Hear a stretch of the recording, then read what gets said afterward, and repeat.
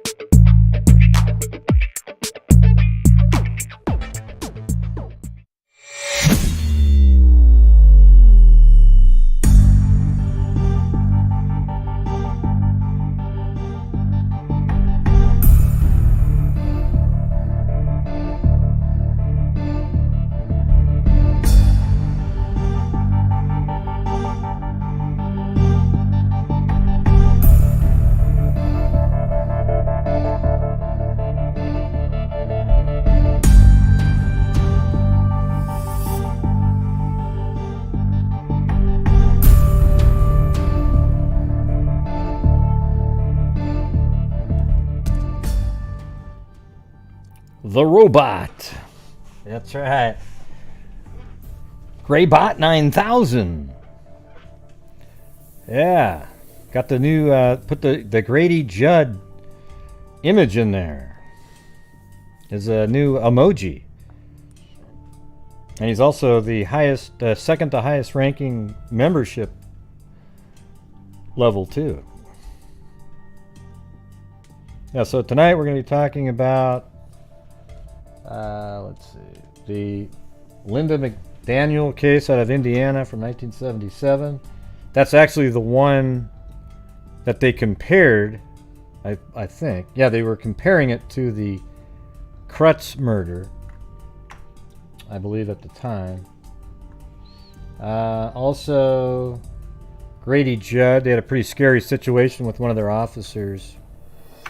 You know, he's a kind of, you know, he's like a radical actually. So, and then we also have some Fotis Dulos stuff that Claudia Neubauer sent over. They were out there searching the property, so we can take a look and try to figure out.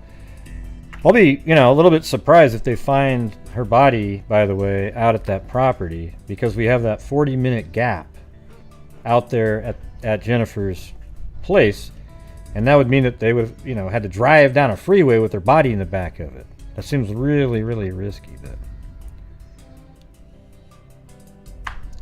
So there you go. There you go.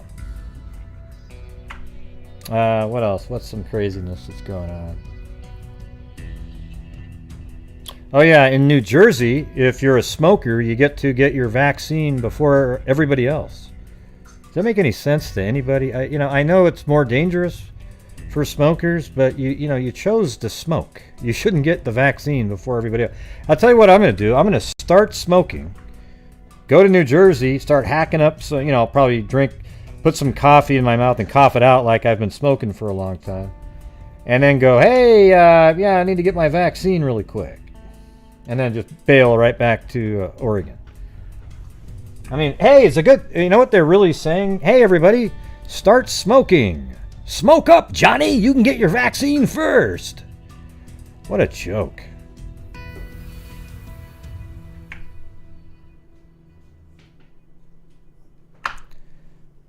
Huh? Let's see.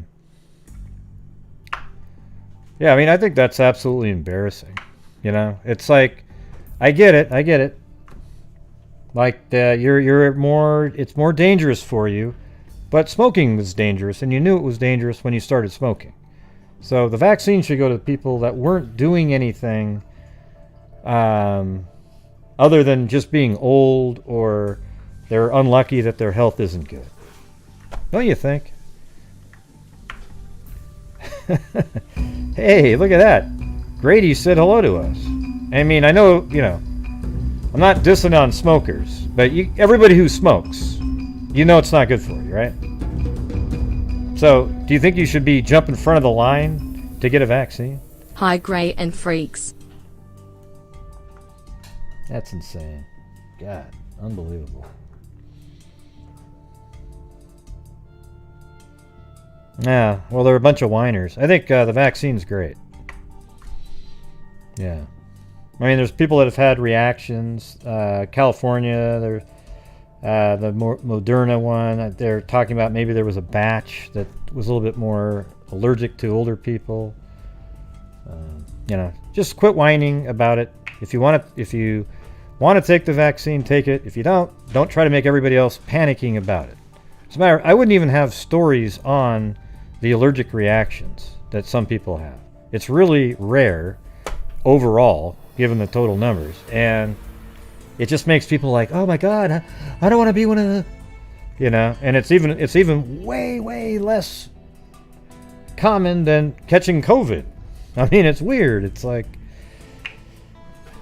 it's ridiculous. You know, there's a shit going around about how it's implanting a chip in you. It's trying. Give me a break, everybody. Just grow up, all right?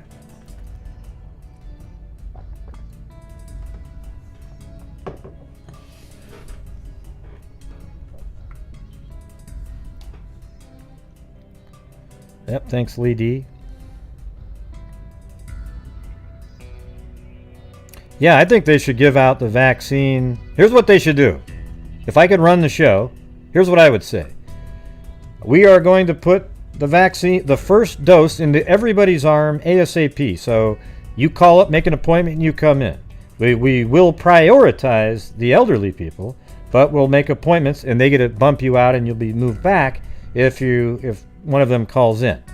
Okay? But everybody gets the first shot, and then you're at least 50 to 65. You know, there's actually some other numbers out there that say their first shot can get you maybe even up to 70%. Okay? Which is incredible. That's better than the flu. So get the damn shot, one, into everybody's arm, and then do the booster when you can get it to them again.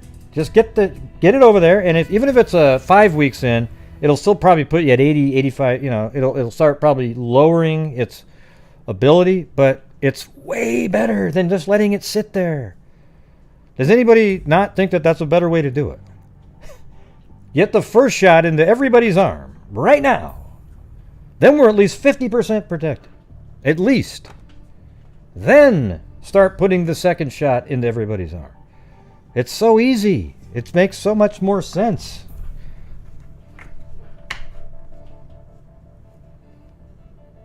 Man, I think everybody's just in a chat. I'll put you guys on hold for a while. You guys, nobody's responding to anything I'm saying. So let me, I'll go ahead and put you guys on, you guys can do your hellos and everything and get done with your conversations, and then we'll get on to the show.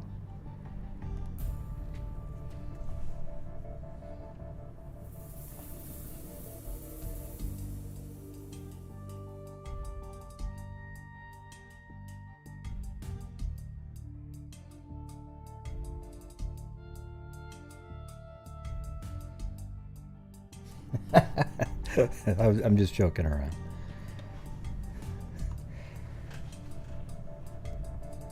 But did you hear what I said? Everybody should get the shot first, right? The first dose. Then work in the second shots.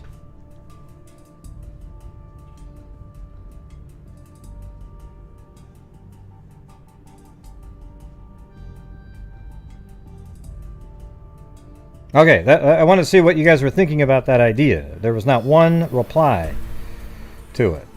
Okay, so you get everybody the shot, and then you start really ramping up manufacturing, and then start giving everybody their second shot. Okay, well, at least one person replied. Laura Lee did. With a scream and a God dang it, speechless and face. Makes too much sense. I got that one. Okay, good. Finally, somebody said something. Yeah, well, if you're on the fence of taking the vaccine, that's fine. I don't care. Like, if you're somebody that doesn't want to take the vaccine, don't take it. Okay? But for everybody else, they should get the first shot into everybody's arm. Right now. Like literally just start scheduling everybody out. It might take a month or two in every state. And then right after that, you're ramping it up again, and then you start the process over again.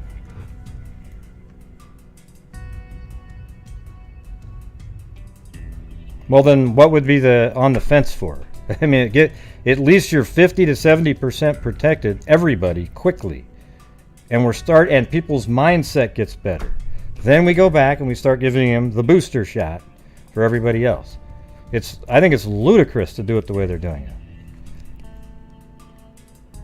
Yeah, I'm not at all. I think they need to get as many doses into people's arms right away, as quick as possible. 50% is a hell of a lot better than 0. Okay, a hell of a lot. And it'll even, then you have the antibodies to fight off the infection if you do get it as well. Yeah, and you maybe get a sore arm. Some people don't have any pain at all. Doesn't mean anything.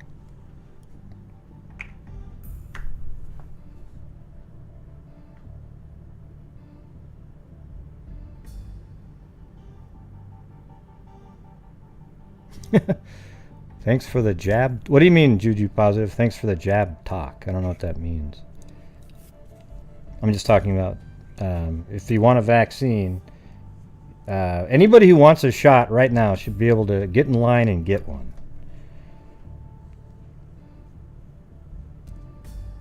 Makes no sense that there's some that are just going to waste. Right, well, I can do Vax talk.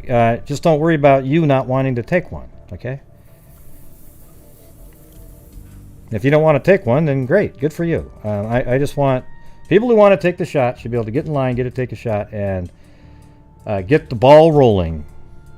The longer you wait, the more people that get infected, and it's just really stupid the way they're doing it.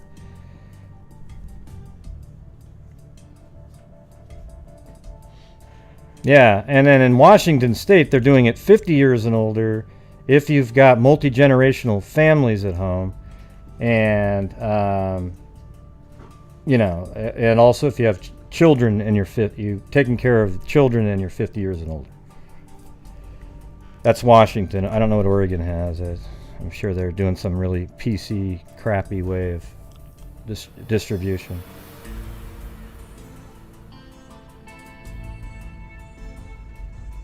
Yeah.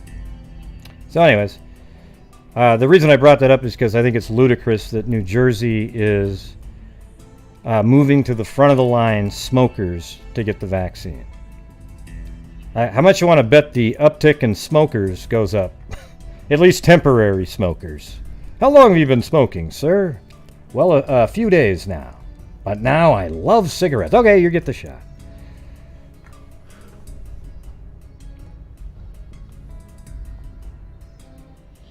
All right, everybody. We are now moving on to, I think, the Johnson & Johnson one is probably going to be the easiest one because it's like pretty effective and it's one shot, and we just need to start getting the shots into people's arms. Yeah, right. So the 21 days staggered should give the manufacturers enough time to keep shipping to the states to get the second shots into people's arms. All right, Kat, you can go smoke up, Johnny.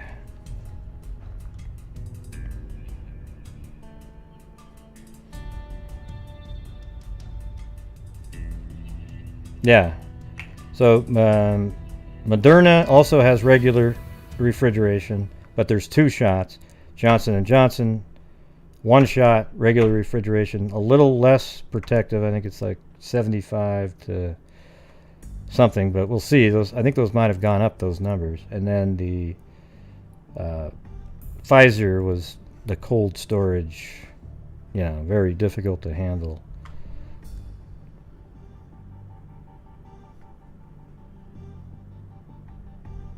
Okay, anyways, let's do the Grady Judd situation over here.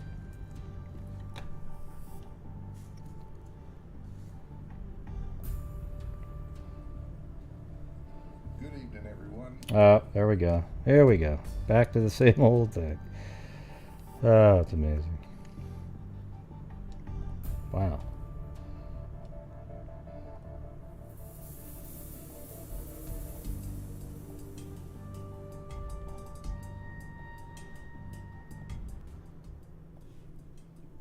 I'm here to present. Good evening, everyone. I'm here to present a briefing today that I'm not really excited about.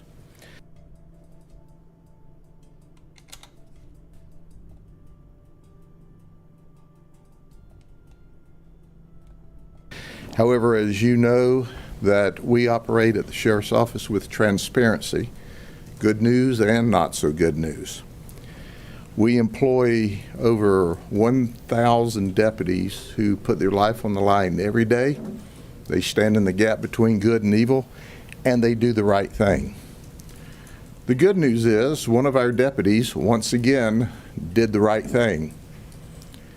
He gave us information on one of his colleagues that issued a written threat of a mass shooting or an act of terrorism, and we've arrested that deputy. He's locked up.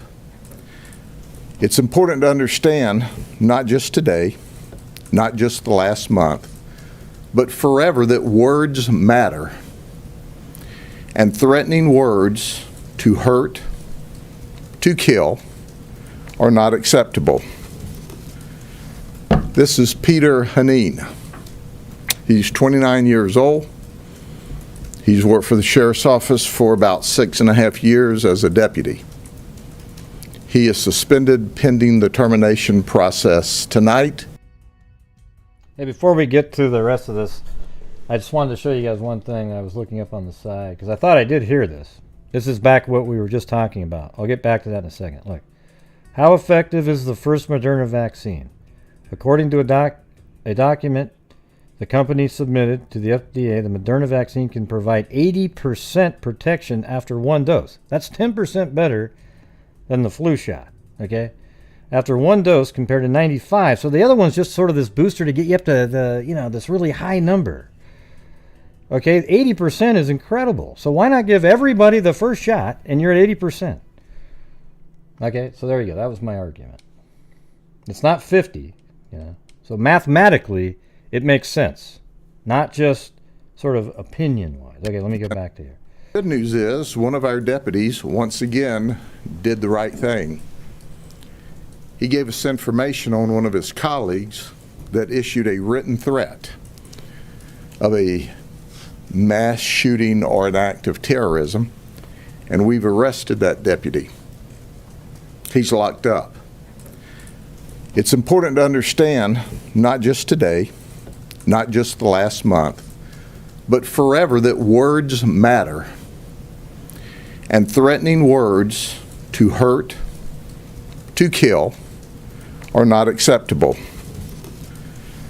This is Peter Hanine. He's 29 years old. He's worked for the Sheriff's Office for about 6.5 years as a deputy. He is suspended pending the termination process tonight, and he's locked up for a second-degree murder of threats. And here's what occurred. As you all well remember, we had an illegal entry into the Capitol on the 6th of January. And that night, he entered into a communication with another deputy. Hey, does anybody know what that means? Second-degree murder of threats? That just sounds kind of weird. Like, what is that? A friend of his. And he started saying some absolutely frightening things. That deputy was worried about his mental state, and the very next day that he reported to work, he told his lieutenant, he says, hey, I think you need to know what I know, and he presented some screenshots of some communication.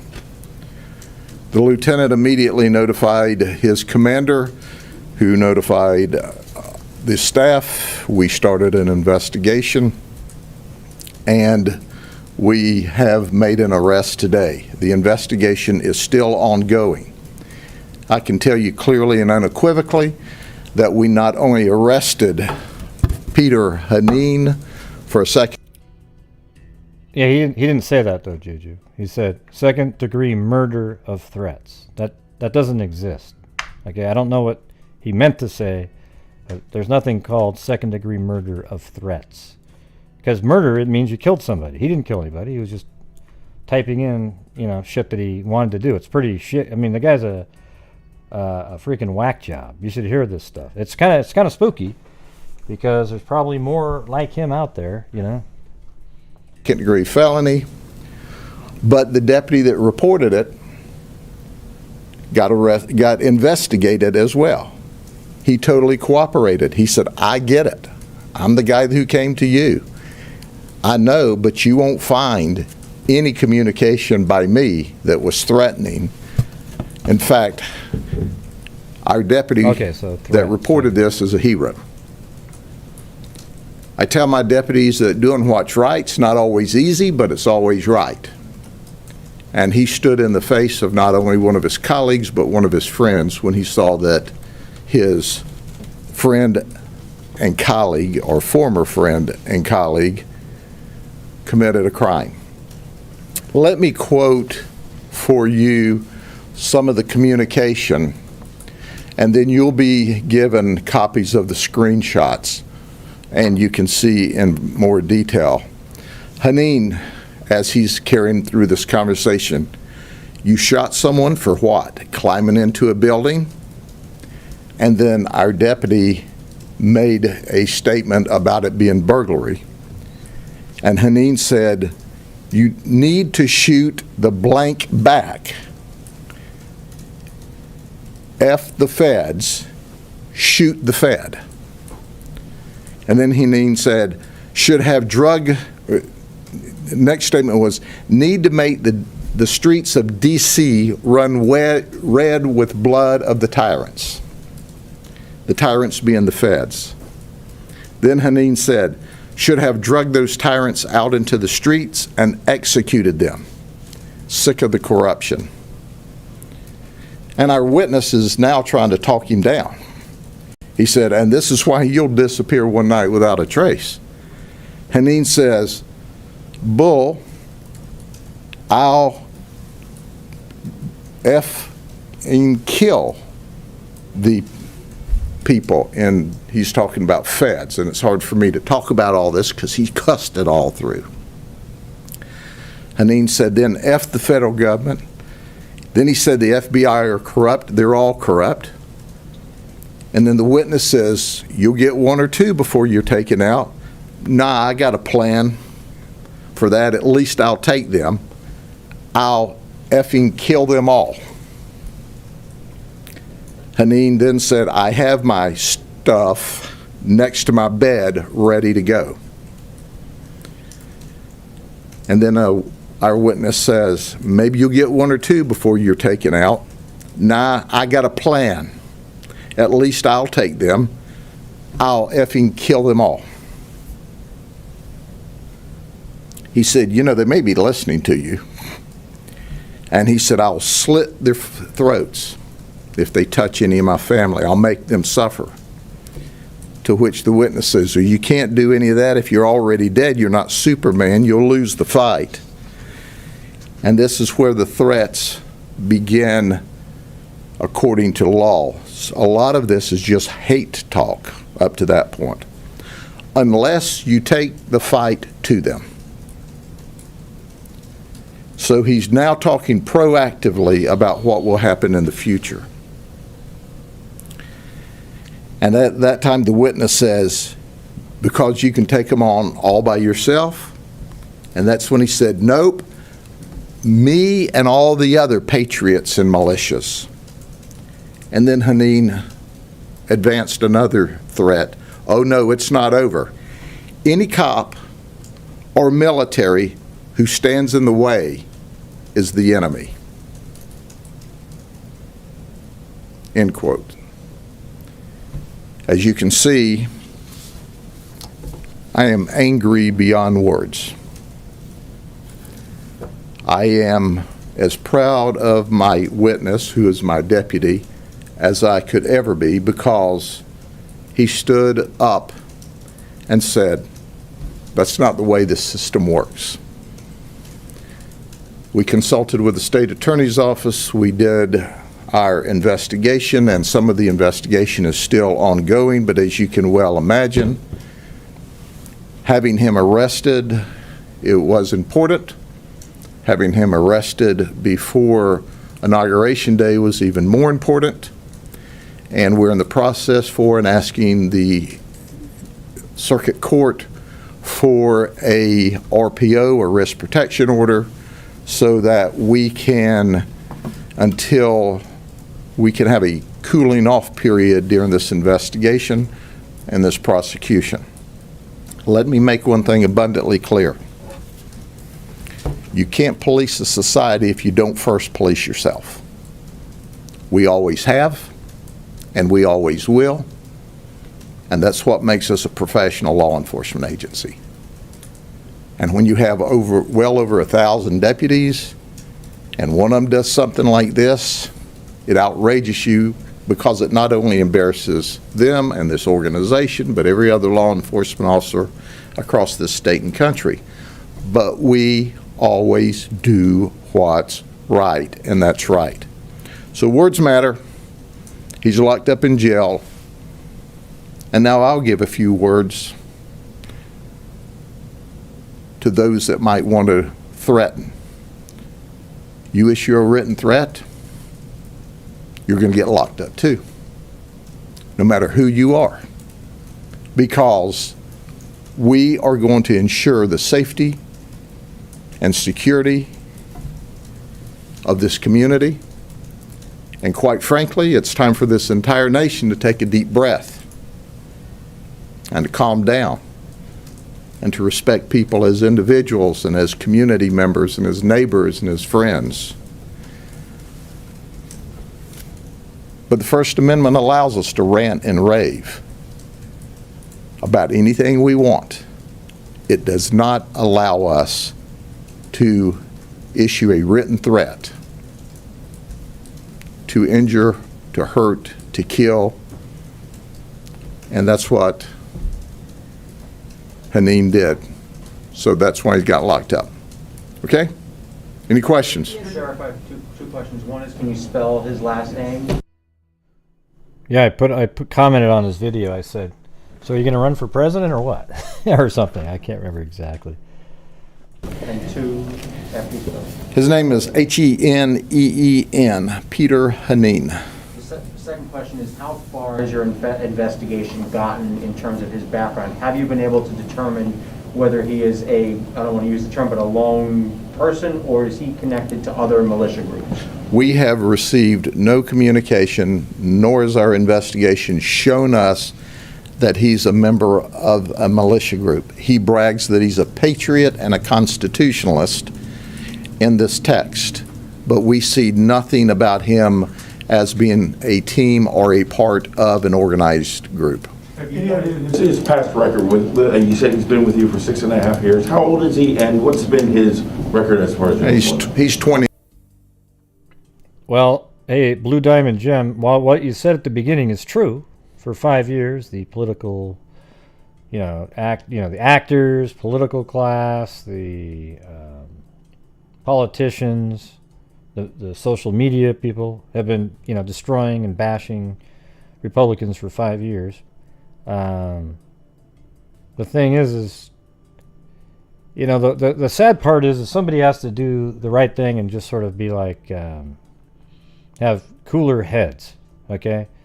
Violence never solves anything. He just said you can have free speech, but violence never does anything. You can't force people to do a damn thing, okay? I've told you guys, said that 1,000 times. When you try to force people to change their mind on something, it'll never be done in a way that's lasting. There's always going to be resentment. And violence, the looting and rioting all summer, the riot at the Capitol, all that crap doesn't do any good for anybody. There are reasons behind it that need to be looked at.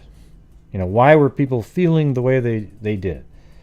Okay, and right now there's some really crazy stuff that that people are thinking of trying to pass, like re-education camps. Katie Couric mentioned, for us Republicans, because we're so crazy and our brains are weird.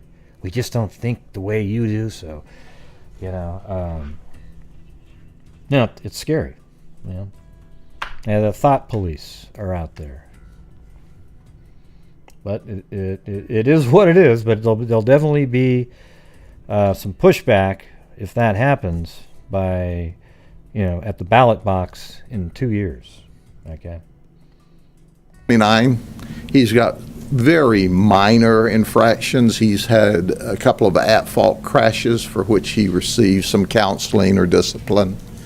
He failed to shine his shoes on one occasion, and he was directed to shine his shoes, and he didn't, so he defied his lieutenant, and I think got an 8-hour suspension, not for not shining his shoes, but for defying the authority figure. So the reality is we have no history on him. We track disciplinary history of the men and women, and certainly there is no predicates that would lead us to believe that he would say any of this crazy stuff. Now moving forward, are your investigators looking at a social media profile or footprint, perhaps even are you guys aware, looking at Parler to see if anything previously was noted anywhere else? We've issued, we have. Notice how Parler now is sort of the assigned to the radical right-wingers. You know, like even that guy brings it up because that's the perception. That's what the media does. A lie told, you know, you say something over and over and over again, then it becomes the truth. What about Twitter? You know, like Twitter allows absolute hate speech all day by Iranian leaders and all these leaders around the world. And yet, over here, speech that they think they know what it means, it's some secret code, those people get blocked. It's ridiculous. Have requested and been issued search warrants to search his devices, to search his house. We're in the process of getting another search warrant currently to search his car. And we obviously will do a lot of follow-up investigation. However, all of the communication that we see and the people we've talked to, there's nothing that we've run across so far. This guy, just as a result of... Well, here's the thing. The reason it, like Zozo said, would be nice if politics wasn't so personal in America. Well, the thing is in socialist countries like Australia and the other ones, it stays kind of the same all the time. You know, you just get a little bit more conservative and a little bit more like that. In our country, there's a battle to not become socialist from the other side. You know, so there's this whole fight back and forth, this struggle.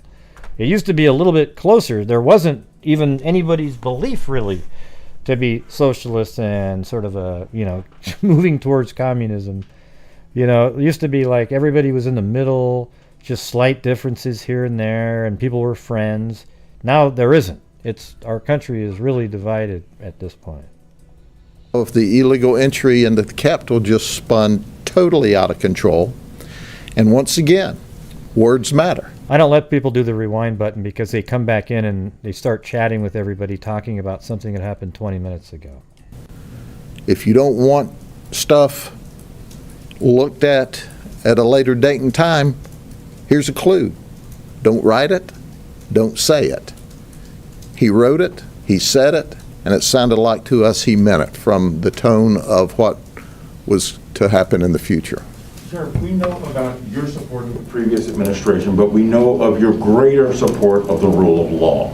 You demonstrated that. And what do you want people to understand and that greater understanding of just the rule of law, regardless of where you stand politically? Well, first and foremost, I have always supported our presidents, no matter who they were. I didn't always agree with them. I didn't always agree with all of their policy. But, you know, if you look back through history, no matter how great the president is, you don't always agree with everything that he has done. But the bottom line is, this is a nation, and it's all about the rule of law. You know, I'm the first one to say, you know, Portland in the chop zone was illegal. Shouldn't have happened. There you go. They shouldn't have put up Wish with he it. was I'm here. very upfront about that. And you go from the chop zone in Portland, Oregon, where they allowed people to cordon off, keep the police out, and allowed people to die inside. That was I think that was Seattle, actually. wrong, wrong, wrong. Although we had we had our own chop type place here just recently.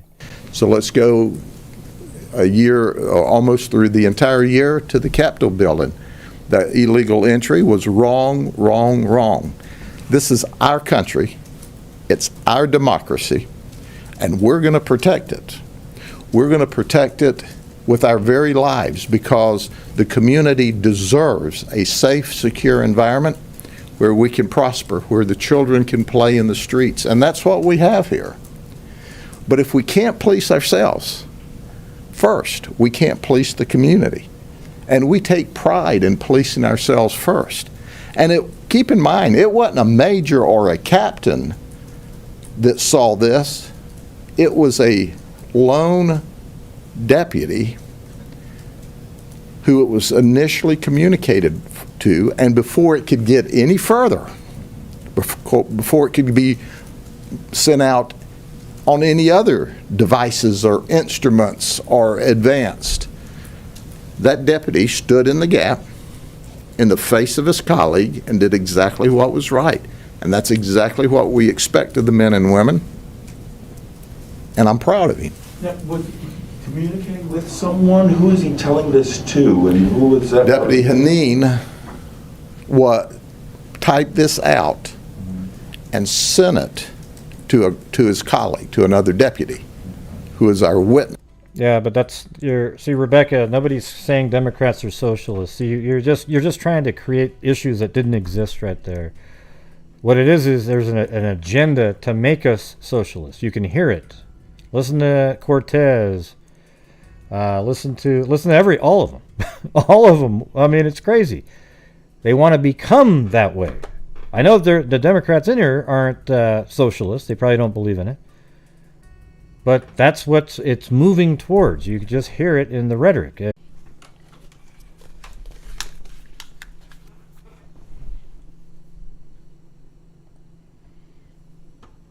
you guys still there? Yeah, you had that thing where it's Adobe Premiere. Somehow there's like a graphics deal where it's making my computer freeze. Okay, good. Okay. Yeah. Well, I had to reboot my computer, believe it or not. So, thankfully, it boots quickly. It's not one of those slow ones. But might take a second, though. I gotta load this shit back up again. Yeah, but I've been having that problem with Adobe Premiere. So.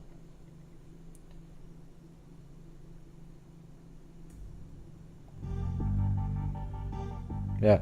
What I was saying to hold on a second.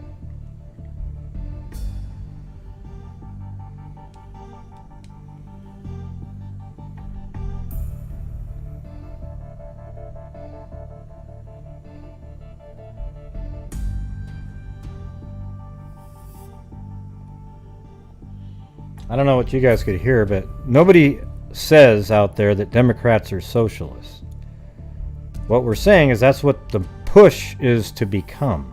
Okay, and you can hear it in the words that they use. It's clear. Listen to Cortez, those people, and the things that they believe. You know, it's wild, and it's really obvious. So to sit there and say, "I can't believe people say the Democrats are socialists." Nobody said they were. I said that they're pushing towards it. Some of them are mentally. It's not being, like Bernie Sanders is, right? Yeah, Bernie Sanders is a socialist, right? So is Alexandria Ocasio-Cortez, right? Do you agree with that? That's what their belief system is. All right, so don't pretend that they don't exist, but nobody sits there out there and goes, "Oh yeah, the Democrats are socialists." Nobody does that. All right, it's ridiculous. All right, let me get back to the...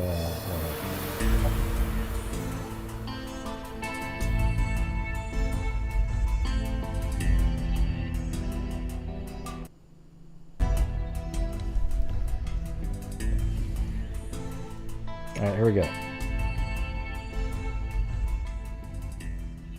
You know, when it freezes like that, I literally can't even do anything. My mouse doesn't work. Nothing moves around. That he's a member Oh, of crap. the militia. And then, of course, that quit working because...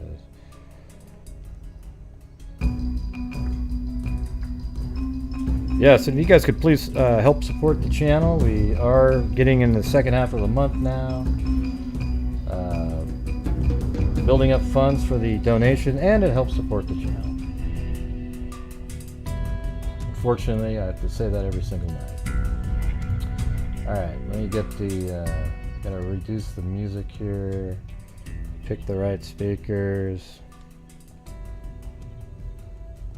Right there, and boom.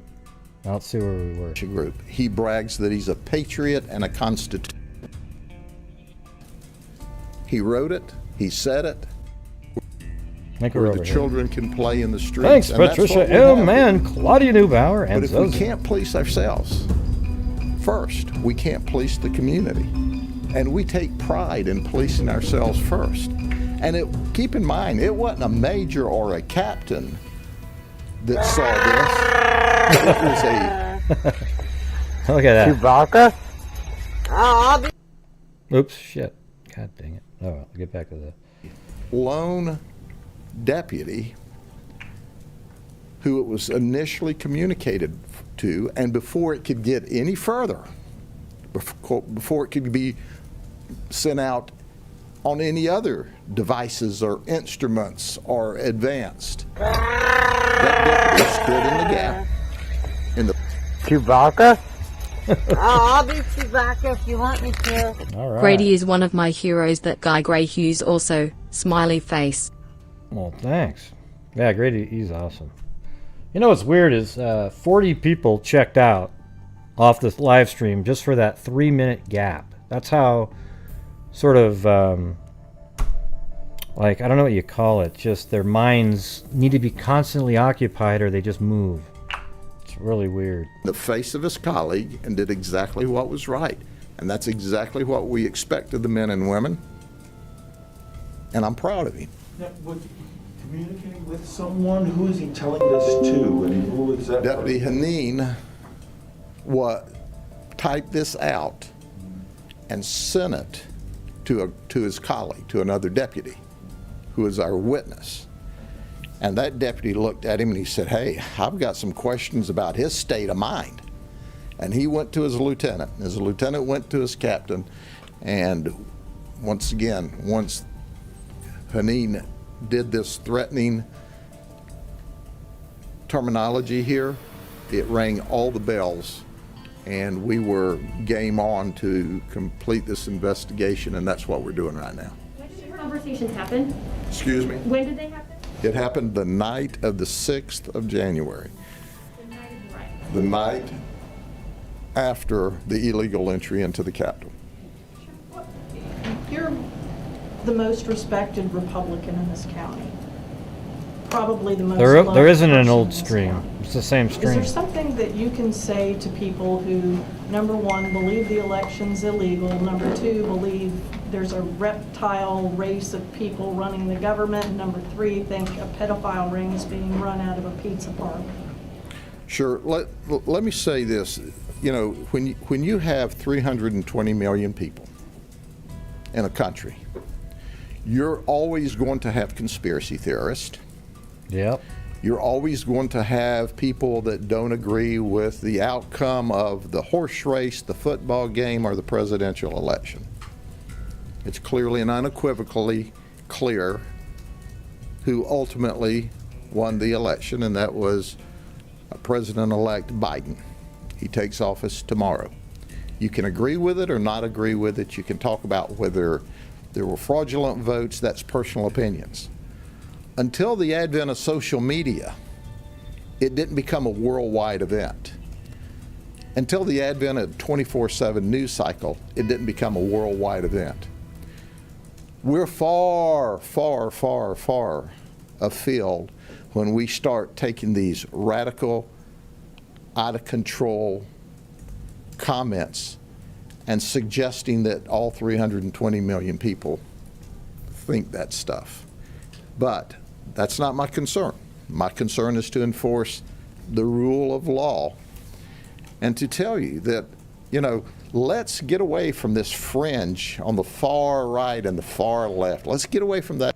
No, B&B. He's actually just saying he's being responsible in his talk, because as we've learned, there's a lot of whack jobs out there that think that the, you know, I think I don't know what happened in the election. Okay, I don't have faith in the election results. Okay, but it is what it is now. Okay, so the thing is for him right here to say that, it's just trying, you know, you gotta move on at some point, right? I'm just trying to tell you, I don't have faith, and the reason I don't is because of what happened for the last 5 years. Okay, or you know, at least 4 years, but 5 really. I don't have faith in the media. I don't have faith in the political class on the Democratic side. I love all the people that are Democrats. It's the politicians that I think are absolute just trash. It's unbelievable, the stuff that they did for 5 years. So I totally understand why people don't have faith in it. I actually am one of those people that kind of goes, wow, man, they would do whatever it took. And we'll never get to know the answer to it. That's the thing, is there won't be a forensic audit of anything. There won't be that. Because Grady of Judd that, for president, Gray of what Hughes happened, for vice all right? president. But him saying what he's saying, that's what he's doing because he's a leader. He's somebody in the public figure. You know, he's a public figure. He's not going to be out there telling you, oh my God, yeah, you know, it looks like. That's ludicrous. That's just stoking the flames of the whack jobs out there, okay? There's a lot of crazy people. Did you see what happened at the Capitol?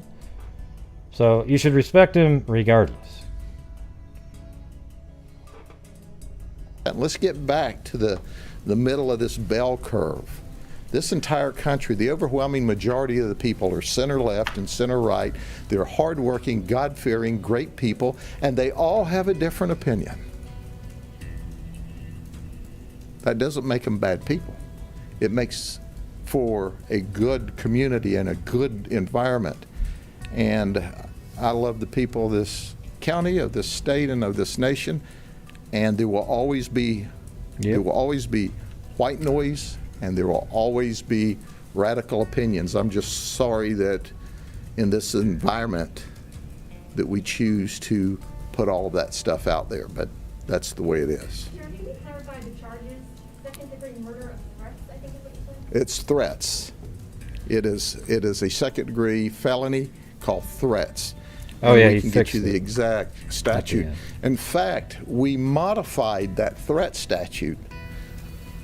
I say we, the Florida legislature, after a recommendation by the Marjorie Stoneman Douglas Commission that I sat on. So that was one of our commission recommendations to the legislature, Yep. and they passed and modified the threat statutes, and that's the part of the threat statute. See, I consider myself more in the center, like a center right. Okay? I'm just one of the people that was paying attention to all the trash that was being put out there against Republicans and the president for 5 years. And almost all of my friends that I know that are moderate, you know, they're just like me, they think exactly the same thing. And it's because they saw it. They do think that, you know, I mean, look, Trump has issues too, okay? I've said that 100 times on here. I think it's weird when people think, oh, he's the greatest at everything, he's so awesome, he's so awesome. I totally see why people don't like him, okay? And a lot of the hate, though, is for stuff, though. I see why people don't like his personality, but a lot of the hate towards him was manufactured over those 5 years. The real hate stuff. That he violated. Sheriff, during your investigation, did at any point he indicate that part of his belief was that the election was stolen? I didn't see any of that. They're trying to pin it all on that. You know, this This just had See, to, here we go. So you got this little reporter in there. He wants to see if they can somehow work it into Trump's speech on how the election was stolen, and then this guy can... to do with his anger boiled over, and Yeah, no, I totally agree with what Cindy's saying there. We can't have law and order is very important. President Trump was a law and order president. The riot at the Capitol sort of undermined that legacy that he had. So there was a lot of damage done in that riot, not only physically, but basically it damaged that legacy of law and order, even though he didn't tell anybody to go do anything. He just said to peacefully protest. It's right there in the speech. It's blamed on him. I understand why people blame it on him, because he, for weeks and weeks, I got robbed, so that kept going on and on and on. And every time I kept waiting for some proof, and there's just nothing. Nothing came out. The Kraken was never released. For those of you out there, you probably don't know what that is. Clearly communicated a threat of mass violence and or terrorism, and talked about there was more to come. All right. So anyways, I thought what he said in there was really great. He said he didn't agree with everything that Trump did. He didn't agree with that. This whack job that was working on the police force there sounded like he was going to, or sheriff's department was going to be, he actually seemed like he was somebody possible of committing violent acts. So thank God they took him off the streets. Yeah. Yeah, well, you can call it fuel to the fire, but that's just because of what happened. Had that not happened, nobody would have said that. No, I don't think he did that at all. I think people look for ways to make him seem like he, was there inciting something. He didn't say to do that at all. He said to go over there, peacefully protest. He actually literally used those words. But I understand how his rhetoric leading up to that time built up like anger in people about how it was stolen. He said so. Look at that. He said it was, so yeah, I get that part, I get that part. But I think what you see in the media, if you watch CNN and MSNBC, they really spin it around to fit what they need you to, what they want you and need you to think he was doing. But anyways, it ruined the law and order legacy, and it also gave the media Democrats that they could go, see, this is what we said. You know what's weird? It was a self-fulfilling prophecy. That's exactly what it was. They created a situation where people were so fed up and angry of the way their party was treated for 4 years, protected by the media, the left politicians with the support of social media and the media. They were so fed up and frustrated that you could actually literally see something like, Abraham Lincoln literally said the same thing. Abraham Lincoln referred to the exact same situation when he was president. I mean, literally, word for word. Tucker Carlson actually read the quote, and I was like, that's incredible.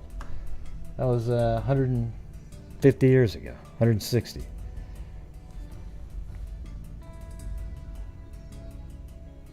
Why does it sound like that, Zozo? Man, what a weird comment. Jesus.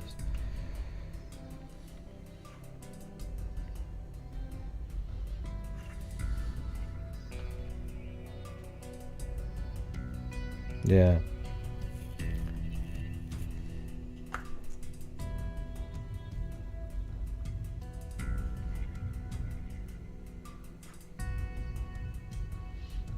Yeah. Yep, CNN and Fox News. You watch what Fox always shows, the hypocrisy from their channel. And then the CNN will play something that they go, see, this just isn't true. And it is, it's funny though. It's weird how everything's spun around. It's wild. I hate it.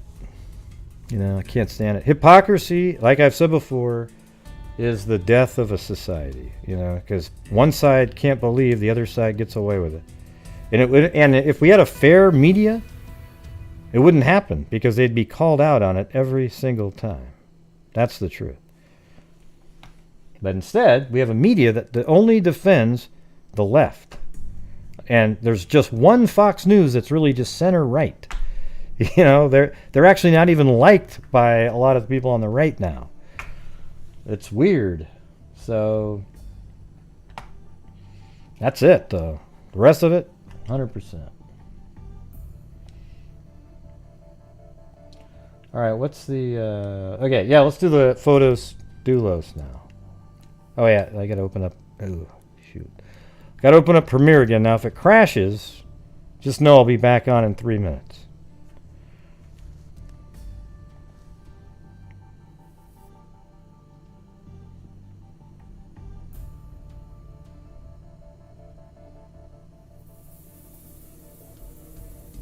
Now, where did that clip go? Interesting.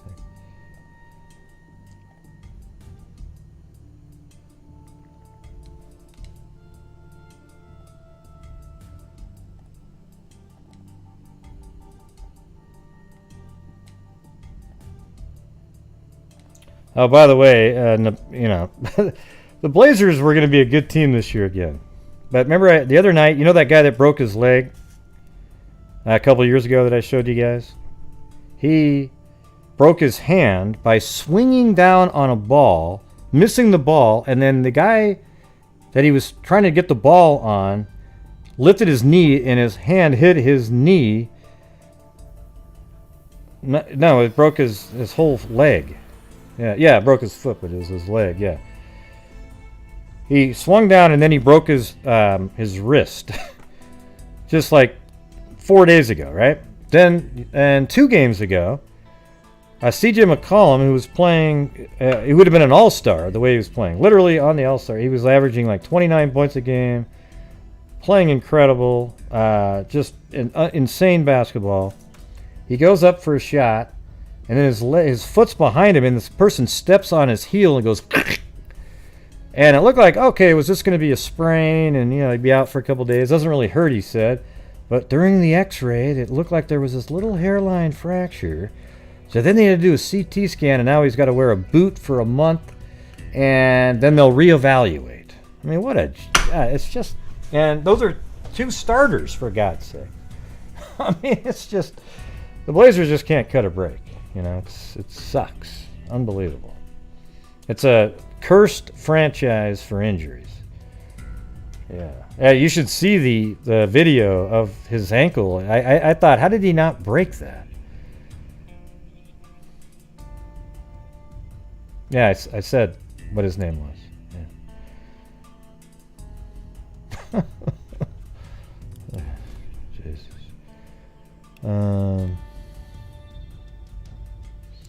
Yeah, well, maybe they might both come back around the same time, actually. That's one thing. It's just a freaking nightmare. All right, so this is over at the... I'm not sure where this came from, why that was even on there, but... Fotis Dulos property. Fotis Dulos. They've got a dog going around. Let me go open the article up really quick, though.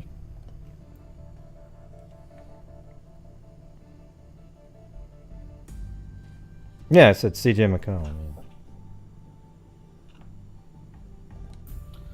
All right, here we go. And then Nurkic was the guy that broke his leg last year. And then he broke his hand. It's just totally, both absolutely random things. It's just unbelievable. Okay, massive police search for Jennifer Dulos at house tied to ex-husband. Connecticut detectives looking for murdered mom of 5, Jennifer Dulos, returned to a house owned by her late husband in a renewed search effort Tuesday, police confirmed to the Post. Detectives are combing the sprawling Mountain Spring Road home in Farmington, once owned by Fotis Dulos Home Building Company. It is the same property where Fotis, who died by suicide, while I remember the driveway is the same driveway that he was found in, so it's the same house. Spent several hours on the last day his wife was seen before disappearance in May 2019. That's where he died, right at that house. The paper said the search was, let's see, what does it say? Who died by suicide while accused of his wife's death. Spent several hours on the last day of his wife was seen before disappearance in 2009. Yeah, so he spent time there. But I don't know. You know, maybe they found something. You know, it's hard to say. That's the guy that killed himself. He also killed Jennifer Dulos. You know what's ridiculous? That his lawyer sits there and goes, "Oh yeah, I don't know how to feel," when he died. You know, I felt. No, dude, you know he did it. There's no way in hell you don't know that your client did it based on the evidence given to you. I know you're trying to get future clients by pretending that you really believed he was innocent, but there's no way in hell that you believed he was innocent based on the information that was provided. You were coming up with ridiculous excuses. It's unreal.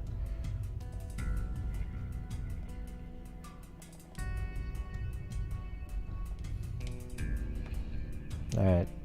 State police on Tuesday. After an 8-month search for Jennifer, the prime suspect in her disappearance. Hold on. Huh, why did it do that? Disappearance was dead. I talked to Fotis's defense attorney, Norm Pat. So this is from before, though. After an 8-month search for Jennifer, the prime suspect in her... I'm not going to play that one. Boring.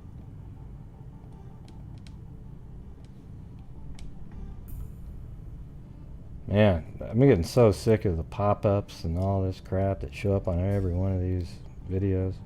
State police investigators Tuesday searched a home in Farmington, once owned by Fotis Dulos. It's a 10,000 square foot home. Jeez. On Mountain Spring Road, sits on 5 acres of land. I can't imagine him burying her body on that property. That would just be so obvious. Doesn't make sense to me. So let's just play the aerial footage right here. There's no real helicopter audio or anything like that. And I can show you where this is. Let me go to the Dulos here.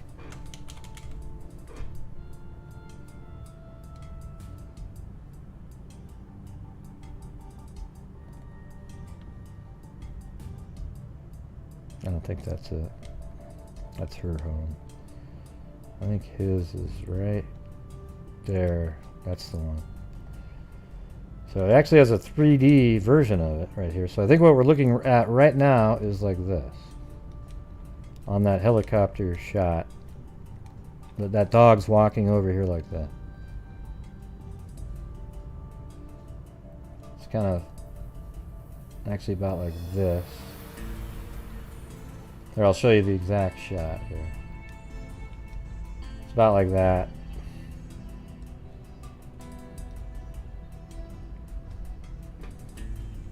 So they've got dogs out there. They're looking all over the place.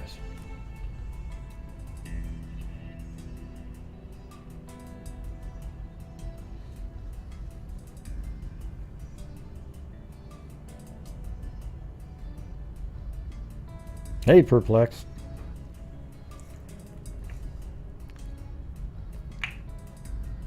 Yeah. So that would be right over here. Looking back at it. Now it's zooming in there. He killed himself in this garage. I don't remember if it was this garage or that one, but one of those two.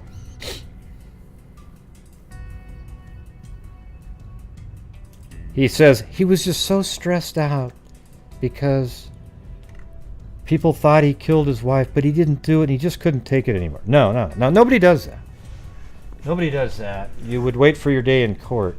What he did was he killed himself because he didn't want to deal with it. The guilt that he knew, the conviction that he knew was coming.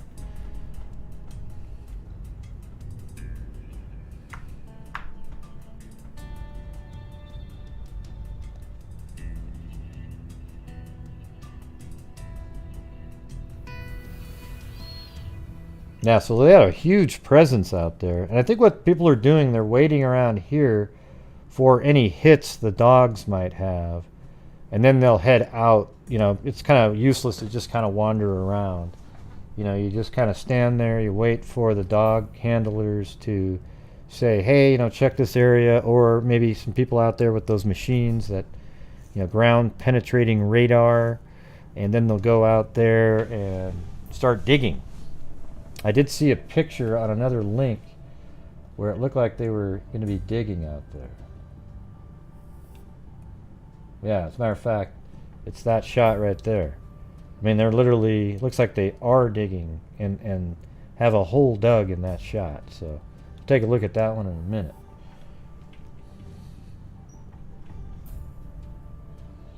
Nobody kills themselves because they don't like how they're being treated, being accused of being a murder while you're the way. Well, that happens in some cases, like if it's been years and years and you didn't do it and that kind of thing.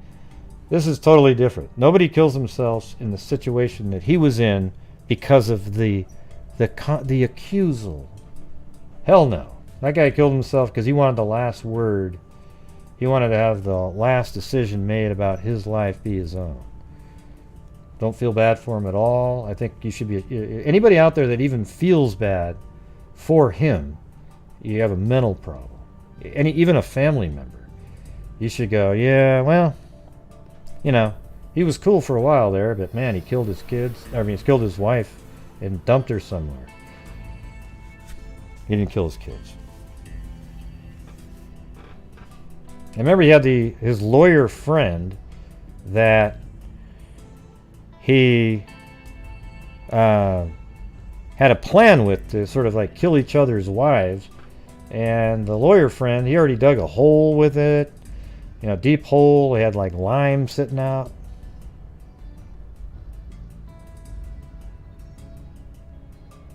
Yeah. Well, I think they just want to find it so they can see what the Kent Mahoney. I don't remember all the names. I don't keep up on it as much as you do. I know you probably look for something every single day.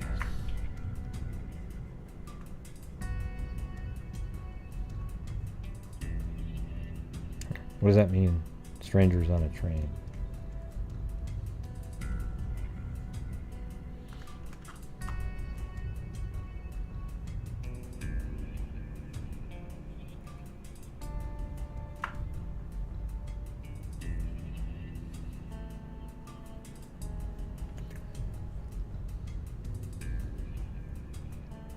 Yeah, but what's the point of typing it in is what I was asking. What does it mean in reference to what we're talking about? I've heard the name before.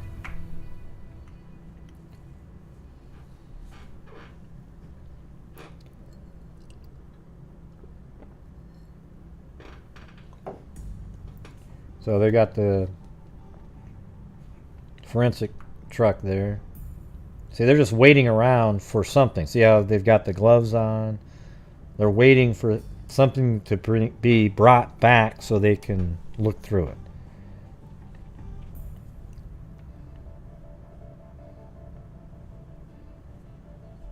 Oh, okay. That makes sense.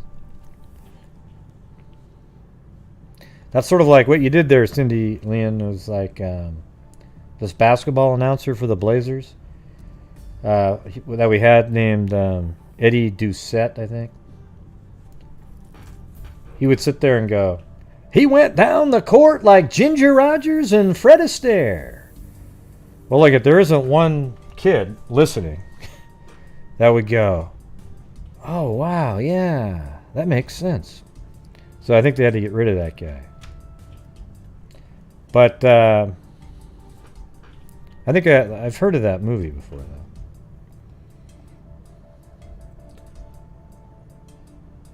Right, so they definitely are looking for the body and they're going to bring it back. Let's see what this says, right? Has Now to some breaking news we're following tonight from Farmington. Investigators spent all day searching a Farmington property formerly owned by Fotis Dulos. Dulos, who was accused of murdering his wife, died by suicide a year ago. Drone 3 captured that exclusive video of the operation on the property. You can see them digging a hole right there. Channel 3 Eyewitness News reporter Courtney Zeller has more from Farmington.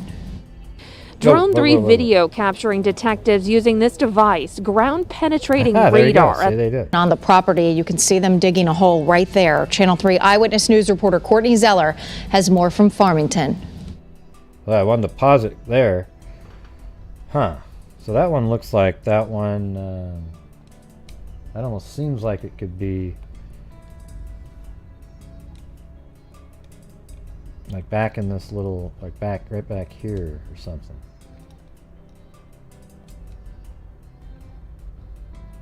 You know, right here.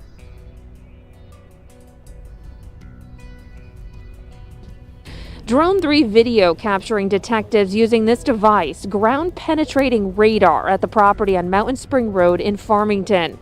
We counted as many as 8 investigators digging at least 2 holes in a wooded area just off to the side of the Farmington home.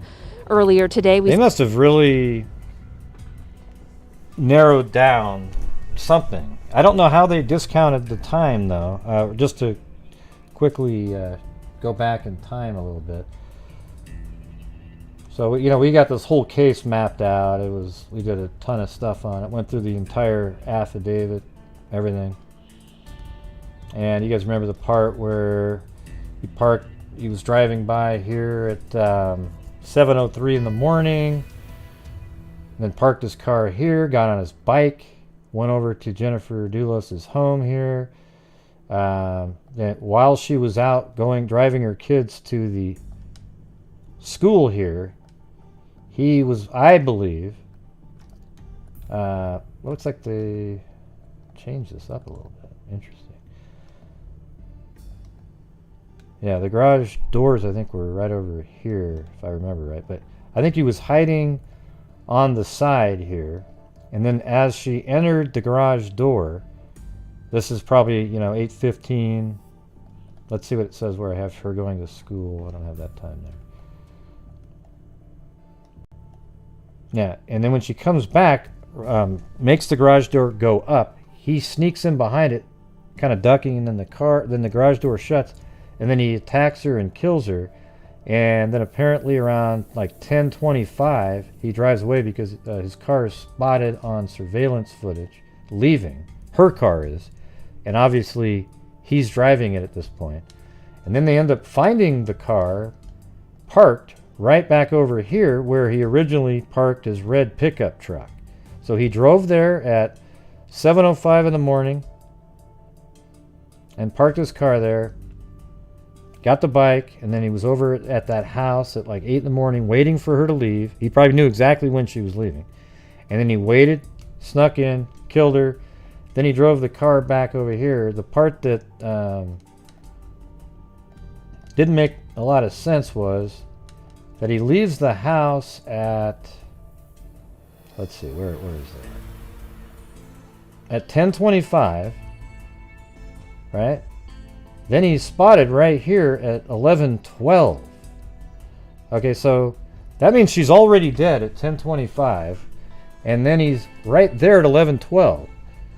So let's just say at 11:25 he leaves there. It would only take 5 minutes at the most to get here, so that'd be 11:30. So then what took the other 42 minutes to get to there? I think if they don't find the body there, I think the body's over here somewhere. As a matter of fact, I drew this grid on where I think it's possible he could have had a pre-dug hole that he did a long time before out in the middle of the woods somewhere, one of these wooded areas all over the place. Dug the hole just like Mahani did, or Mawani, whatever the hell his name is. And he just put her body in it, covered it up, got back in his car, drove it. And I think he used her car to dump her body. Then he drove her car back to here, got into his red pickup truck, and then got back out on the freeway. Went like this, boom, boom, like that, and then out of there. Okay, that's what makes sense to me. I don't understand You know, I understand that he was at that property. You know, he was there during the day and everything like that. I don't know if they have his cell phone in the middle of the woods pinging, and they've just got that new technology and really dialed in where he was with that phone on his own property. Maybe Fotis didn't realize it was that accurate. I don't know, but it's still interesting because at 10:25, the car is seen on surveillance leaving the house. That is the moment where Fotis is driving away with Jennifer's body in her own vehicle. Then at 11:12, it drives by here. So there's this huge amount of time that's missing. A lot of time. I mean, 45 minutes is a ton of time. And that's why I think, and I made the grid here based on, like 20 minutes one way, not 20 minutes, but like, I think it was 10 minutes one way, dump the body, fill up the hole really quick, maybe put crap on top of it, then drive away, park your car, get back into your red truck, and then start the drive back. Because remember, it was 11:12 here, and then it was 11:25 right there, 11:40 right here, and then it was 12 o'clock right there, and we have it all mapped out, the exact route. And then I think it was 12:22 right back at the property that he lived at. That's exactly where that is right there. See that 12:22 pulls into the parking lot, and that's the property that they're searching. So they think he drove back here and then dumped her body in the woods back here. I don't know. If she's found there, I'll be surprised. It won't absolutely shock me into oblivion. I would just want to know where the hell that other 40 minutes went over by Jennifer's house. Okay. Man, I was kind of shocked that I remembered so much right there. Thank God for the time. It's been a long, protracted. There's adequate space to bury a body here, but almost I'm coffee not an time. Investigative professional, and all we can do is to be patient and wait for sufficient evidence. State police detectives tell us they are following up on old leads, which is why they were out here today. Now, people who live... No, not cleaning up, because he was already there cleaning up. He would have killed her at 8:30, and he left at 10:25. So he'd already cleaned up, and he'd left at 10:25. All right, so that can't be what it is. At 10:25, he already left the house. So, and then he moved from her car to his car. I don't know, you mean cleaning his car? I don't know, maybe. Thanks, Claudia Dubauer. Live in this area tell us the twists and turns in this case makes them want answers. It's been a long, protracted process, and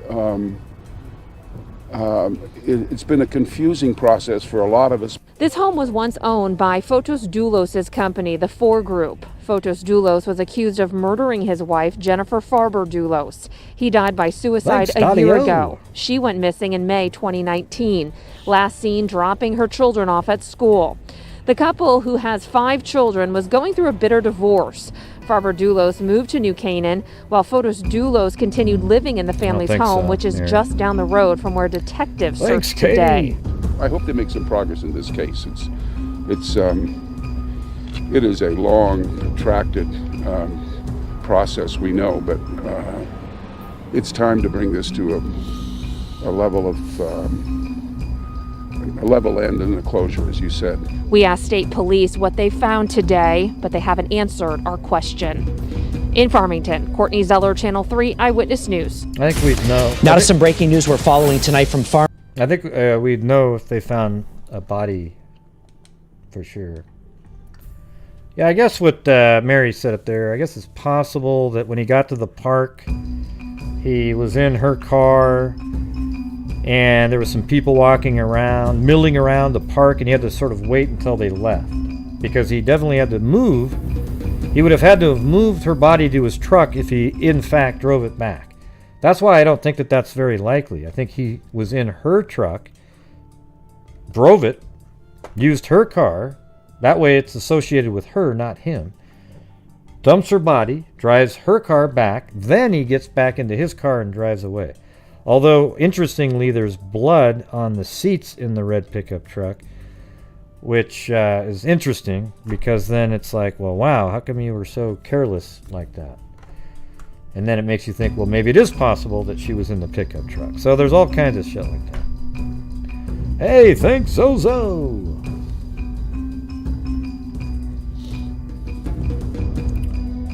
Coffee. Hey, look at, I got some cranberry juice from Tracy. Coffee.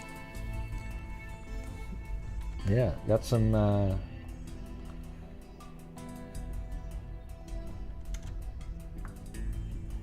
cranberry juice.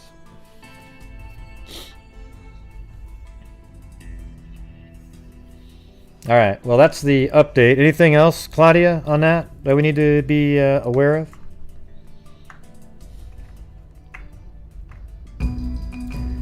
If you go watch the video that we did the night of the going over the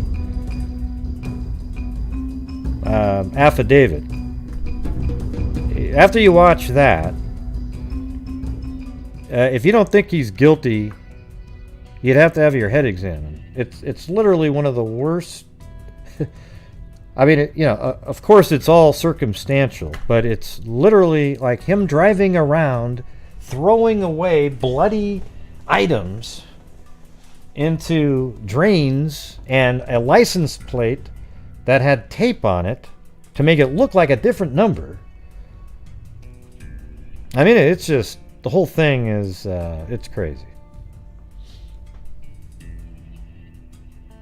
Oh yeah, and then he's the red truck wasn't even really his truck. Maybe he owns it, but one of his workers used the truck, and then he said, "Hey, would you make sure you change out those seats?" Come on, it's crazy. Obviously. All right, so now we're going to get on to the cold case now. I don't know. One of these days, well, I do have one more video on this one. Hold on, let's see what this one is.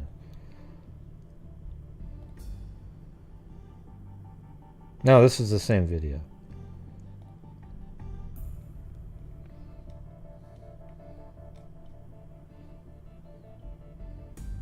But they were out there in force, though. So, you never know. Maybe they found something.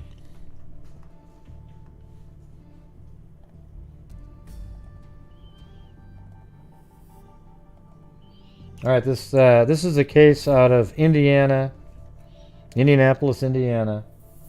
Linda McDaniel. I think this is the case that they said was the Krutz case that we were covered for 4 days that had a lot of interest from the Freak family, but nobody else. You know, it was pretty astonishing to have a case that interesting and only have like 900 views a day. You know, it's shameful, really. They'd rather watch a rerun of the freaking Chris Watts videos over and over and over than something that hasn't been solved and is actually really interesting. Yeah.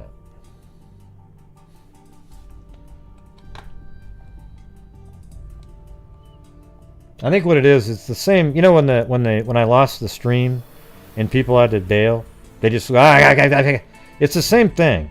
They don't want to take the time to get to know another case, so they just stick with that one that they've talked about over and over and over. They can almost answer questions mindlessly.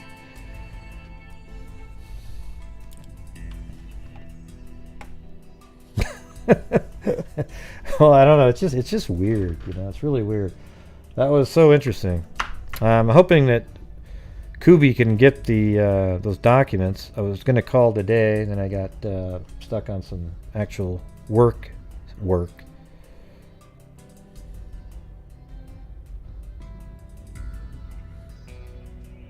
Yeah. All right.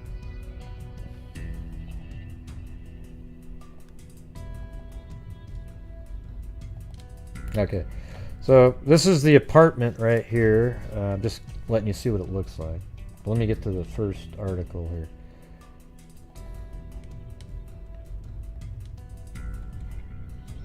Okay, a 32-year-old Westside woman today was found drowned in her apartment bathtub with her hands tied behind her back. See, this is the bathtub murder again. Marion County Sheriff deputies identified her as Linda McDaniel, a first-grade teacher at Maplewood Elementary School in Wayne Township.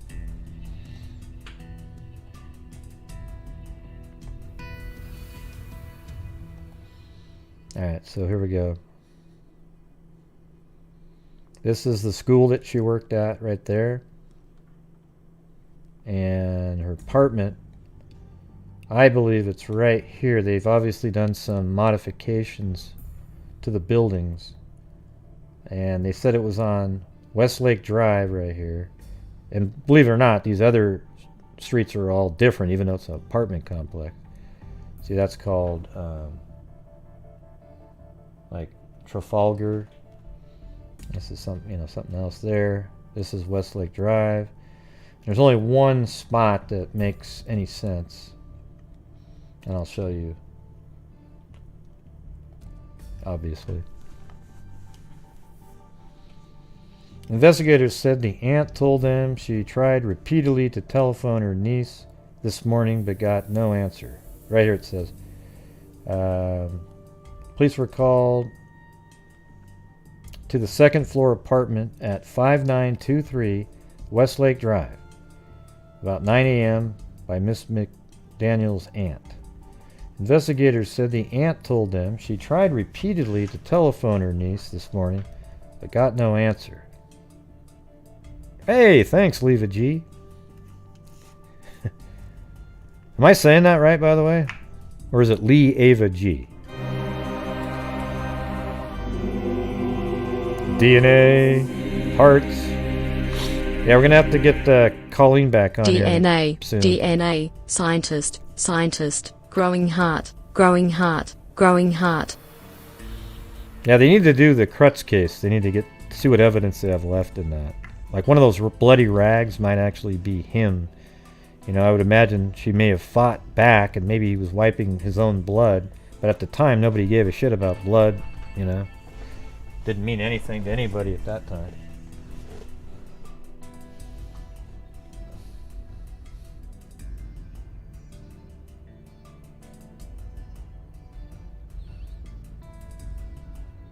Alright, let's see. Investigators said the aunt told him she tried repeatedly to telephone her niece this morning but got no answer. She said she went to the apartment and knocked but got no response. When a maintenance man at the apartments led her into the apartments, she found the body in the bathroom. Marion County Sheriff Deputy James Curry said Miss McDaniel... Well, let me read what she's going to answer. However I want to say it. Well, I'd rather have it to say it the way it's actually pronounced. I mean, I don't know if that's really your first name or whatever, but I think you sent me an email that was different. But how do you pronounce it? Just like me, I don't want to be called Gary Craig or Greg.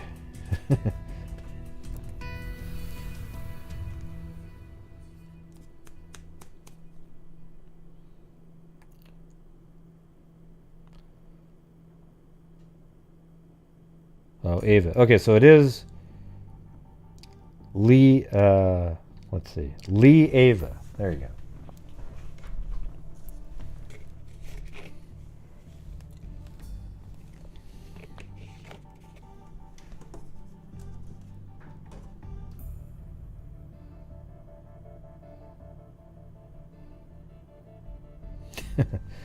Yep. Hey, Gary. Hey, Gary! How's it going, Gary? Yeah. No, I like to call him Greg. Man, you guys are so mean. Here, hold on. I gotta get a Gatorade. Hold on a second.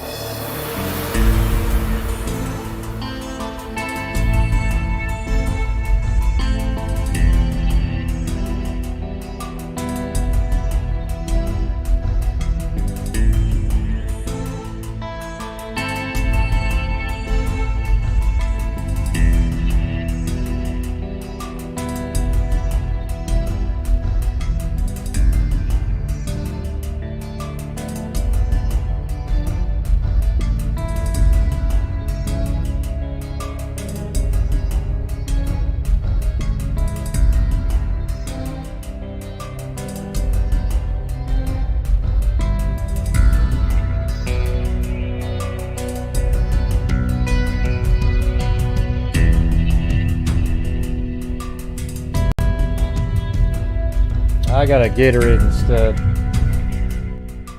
I mean, not a Gatorade, an orange juice. Jesus Christ.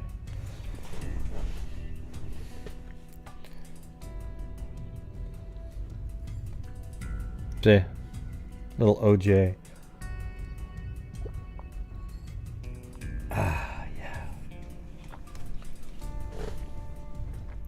All right, so at this point, the aunt goes into the house and she finds her in the bathroom. She finds Linda McDaniel, her niece. All right. So Marion County Sheriff Deputy James Curry and Miss McDaniel, who was nude except for a pair of pantyhose, was kneeled over the edge of the tub with the upper part of her torso submerged. So that just seems like somebody held her down under the water. Submerged in the half-filled tub. So let's see. She had pantyhose on only, was kneeling over the edge of the tub, probably face down, with the upper part of her, obviously, of her torso, because she was kneeling, unless you're like alien or something, of her torso was submerged in the half-filled tub. Okay. Pretty basic if you just picture that. The Wayne Township Volunteer Fire Department Rescue Squad was summoned and Deputy Marion County Coroner John Hiddle pronounced her dead at the scene. Curry said her hands were tied behind her back, so now there's extra information.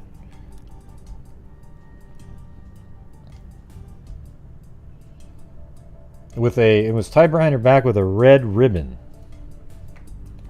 The apartment, he said, did not appear to have been ransacked, and there were no signs that she had struggled with her slayer.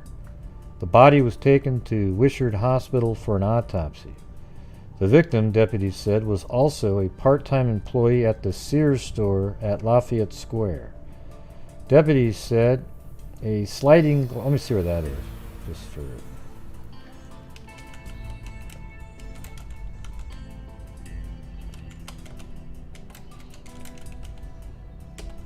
It's still there.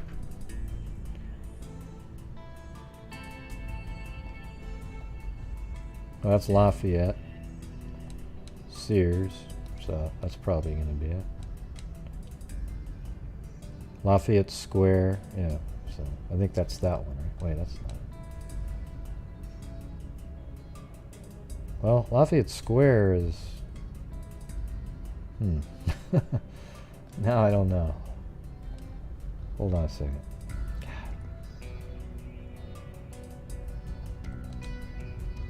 Okay, so it was in that town. Okay, so it's Sears in Indianapolis. I didn't think she'd be over in Lafayette.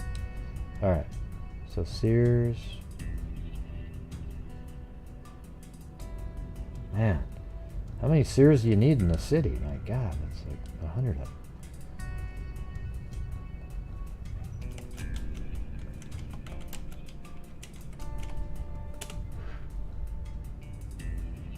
Okay, right there.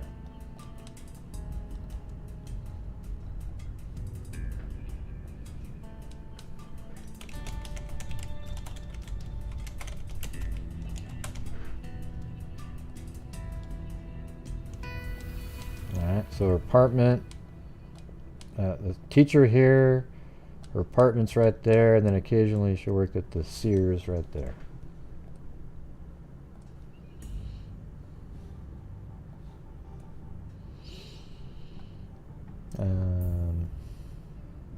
Let's see.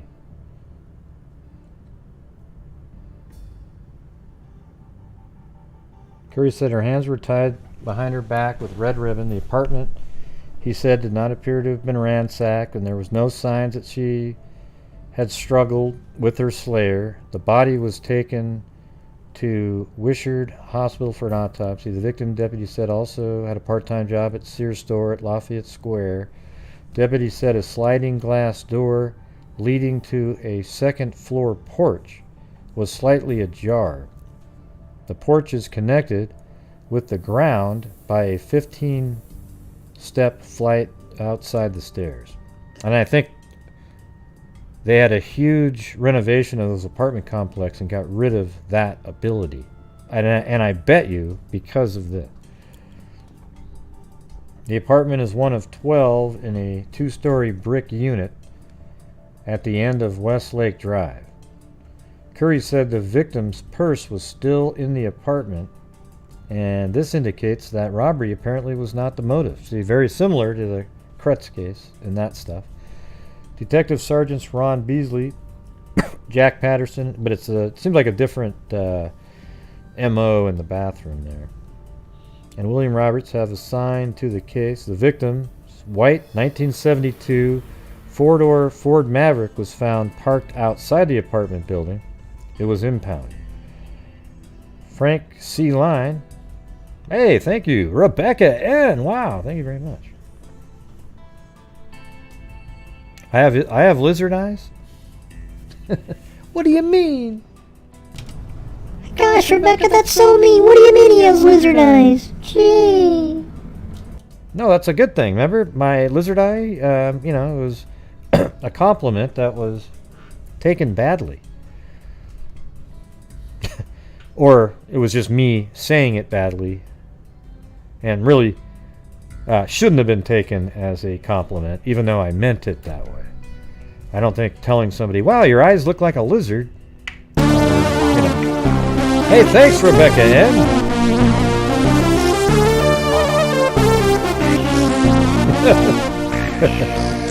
All right.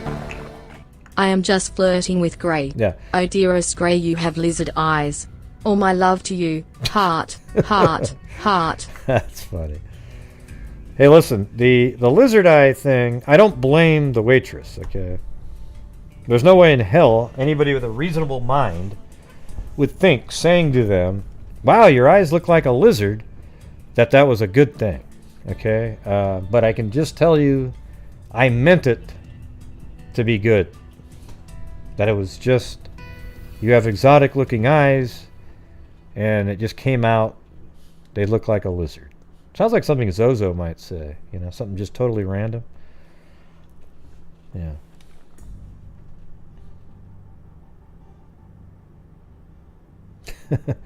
Well, thank you. I appreciate it.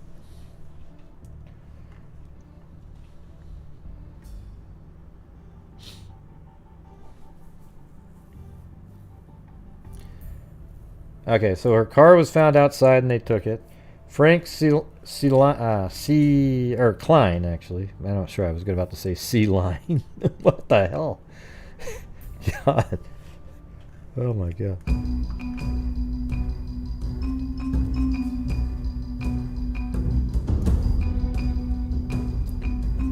No, you would say something randomly crazy that didn't make sense to most people. Yeah, you would. Trust me. Rebecca N. Happens almost you every dropped day. something. My jaw.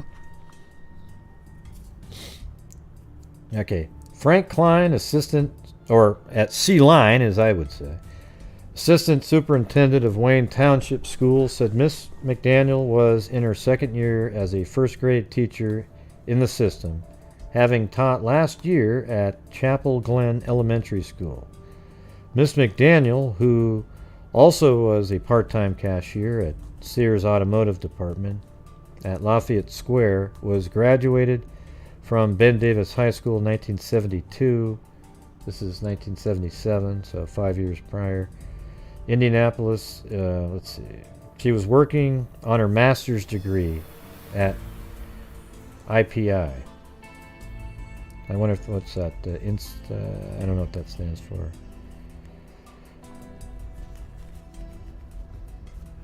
Institute of something. I've known this girl since she was a baby, Klein said, adding, I was the one who hired her 2 years ago. Let's see, what's this troll saying? Hey, you know what? I did the Amber Hagerman case twice. All you have to do is look up on my channel, Steven. You know what I'm saying? Have you ever thought of doing that, Steven? Like, to see if I've covered it? Yeah, might be interesting. Might be fortunate. But yes, I've covered that twice over the years. I did a deeper dive the last time.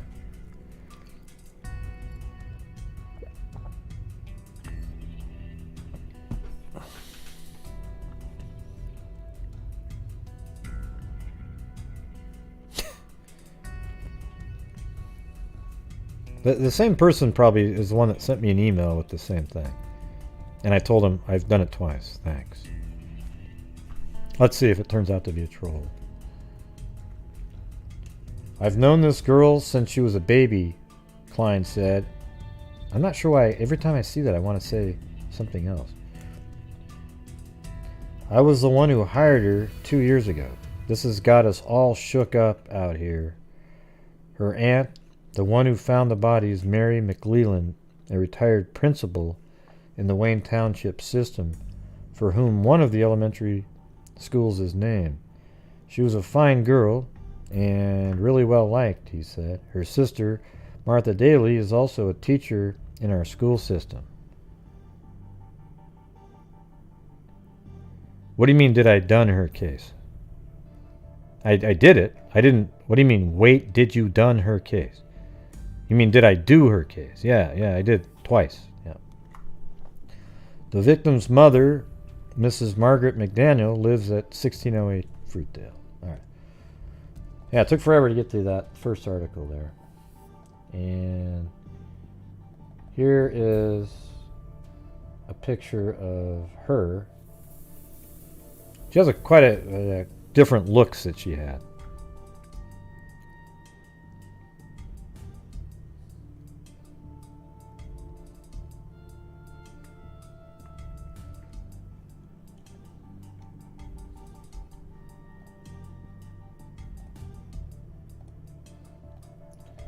There's a map here. And this here, when I look at this, they said they're having an arrow and they point there. I kind of like see this little loop right there and then the straight line. Well, I think that's what we're looking at. Even though it's really old, I think we're kind of looking at, like, I don't know if it's different now or what, but this is that road. And maybe that's kind of like the loop they're drawing. It's hard to say. It's difficult to make a direct correlation. I know that some of the other road names are correct. Like that's 10th Street. And that's up here. And then US 36 is right there. So it's right in between them, just like they have it.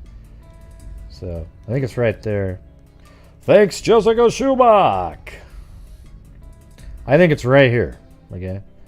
My opinion is she lived in that apartment right there. And let me just show you why I think that.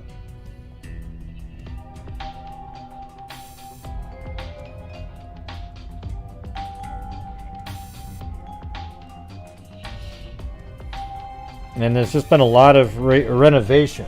The bricks don't match either, so. Hey, Joshua Long, I was just wondering about you. I hadn't seen you in a little bit. Back, y'all recovered from COVID? All right, so see this right here? They got rid of, I think, all of these things here, sealed off, re-bricked it. I don't know how much renovation they're doing, but I couldn't match up the coloring. Shit, hold on a second. Right up there on the bricks, I was kind of hoping to see the same patterns up there, but I couldn't do it. Like how there's darkness, and then up here, but it doesn't look the same. And the reason I think it's the same one is because if you go about right there, and see, then we've got that other building, even though it's different. And then there's a building way back there, and that's back there. So that's the only place that I could find like that, and I'm on the right street. I think they just completely renovated the entire place. It is, what is it, 44 years ago. So it's not one of those ones where you can just look at it and go, yeah, oh yeah, that's... But what makes me think it is the spacing between right there and the window. It's short compared to some of the other places that you might look at. And it definitely couldn't be over here. And that window, see the window spacing there is much bigger, much wider.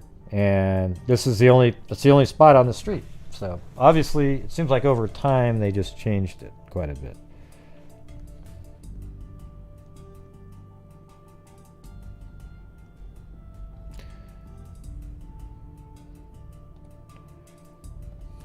I'm just, if that person can come back and speak like a human being, we'll see if they're a legitimate person. All right.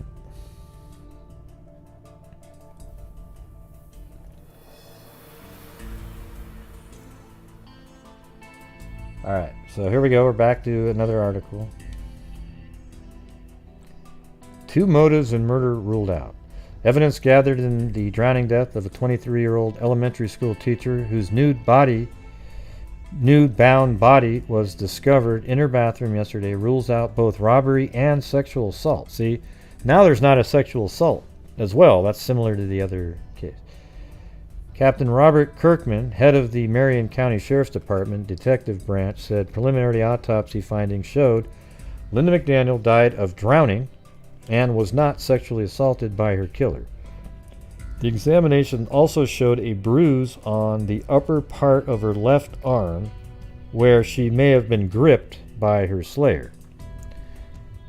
Probably, her hands are behind her back. You can definitely see him grabbing her tightly on the arms and holding her down, maybe pressing on her head and shoulders too with the other hand, something like that.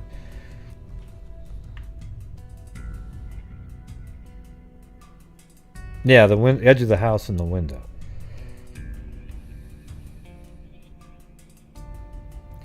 Detectives yesterday took statements from 2 young men who were known to have dated Miss McDaniel, as well as from 23 other persons who knew her.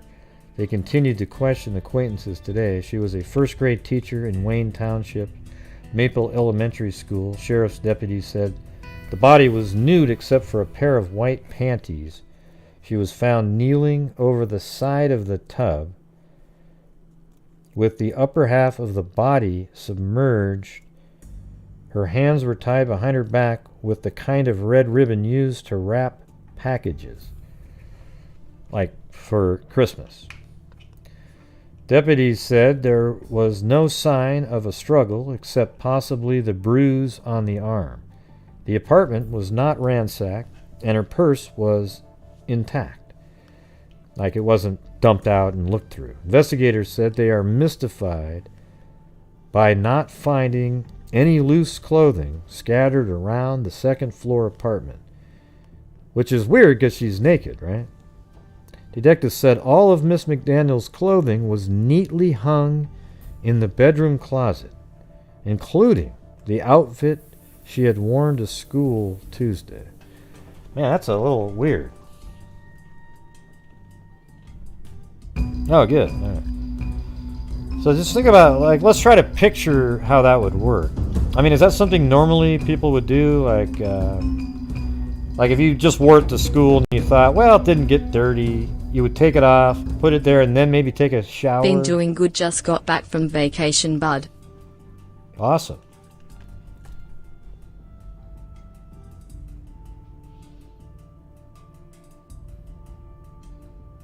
What do you mean by Joshua Pfeiffer? I don't get it.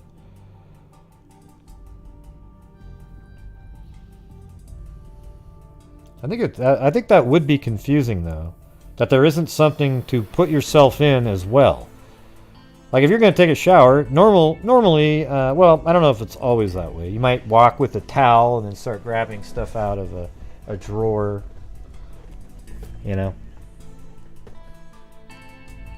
Wow, how did you get your vaccines?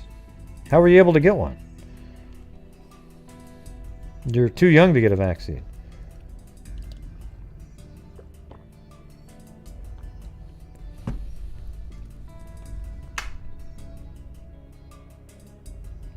Oh, yeah?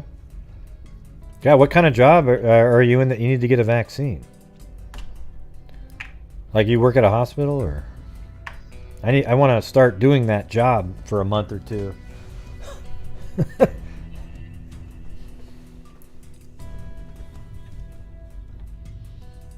I mean, you don't have to be specific. But.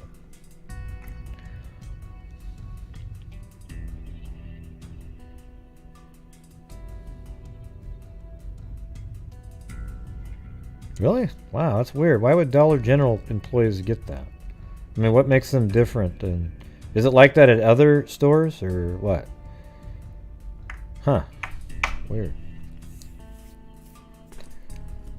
I guess they're around people all the time. I don't have anything against grocery store workers or, because they're kind of like on the front lines, really.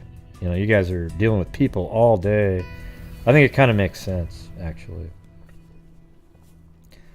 I think all stores that provide food and so forth, I don't mind at all that they get vaccinated.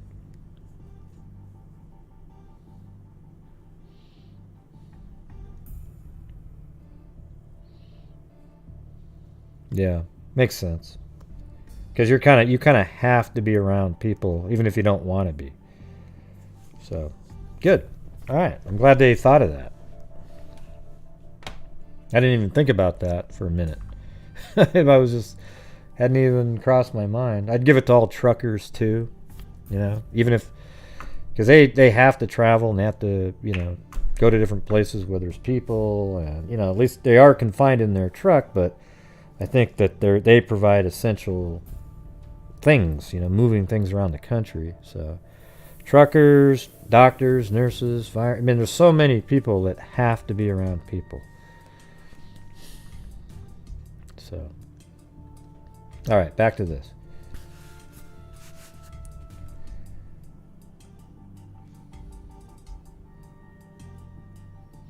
All right, let me read this again. The body was nude except for a pair of white panties. She was found kneeling over the side of the tub with the upper half of the body submerged. Her hands were tied behind her back with a red ribbon for wrapping packages. Deputies said there was no sign of a struggle except possible the bruise on the arm. The apartment was not ransacked. Investigators said they are mystified by not finding any loose clothing scattered about the second-floor apartment. Detectives said all of Miss McDaniel's clothing was neatly hung in the bedroom closet, including the outfit she had worn to school Tuesday. When her body was found, deputies said Miss McDaniel was wearing her contact lenses, rings on both hands, and a wristwatch. Well, how about that? Do you normally take a shower or a bath with your contacts on? A sliding glass door leading to a second floor porch. Wow, they had contact lenses in 1977? Man, I didn't realize that. They were probably those really hard ones.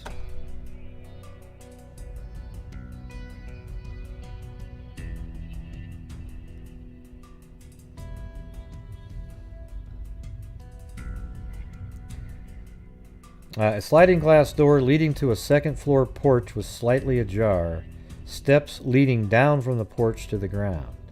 Deputies said Miss McDaniel was to have visited her mother Tuesday night.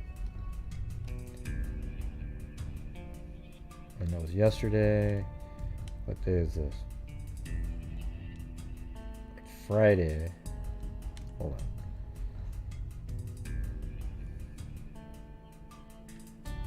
No, the following Tuesday? Because this is Friday, so that would have been Thursday when she was found. It's weird because this article is from the day. Normally you don't get that one. Yeah, so that would have been Thursday. So she was going to go to her house on Tuesday the next weekend. I'm not sure why that's something significant.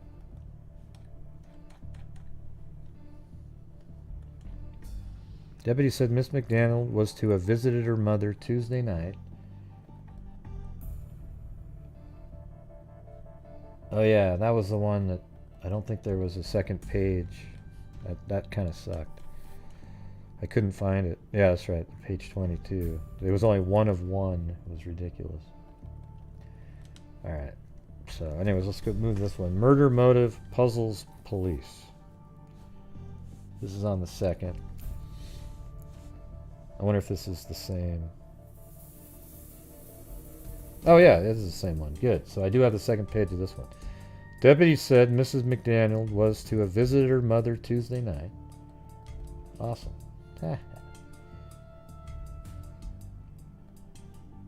Oh, okay, the prior Tuesday. But talked with her mother about 9:30 p.m. that night on the telephone and said she had to stay at her apartment instead to work on Christmas decorations for her classroom.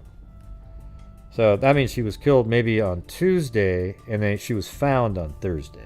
Okay, that makes sense. Investigators found scissors and several small cutout Christmas trees on a table in the apartment. So she was sitting around doing crafts, having fun.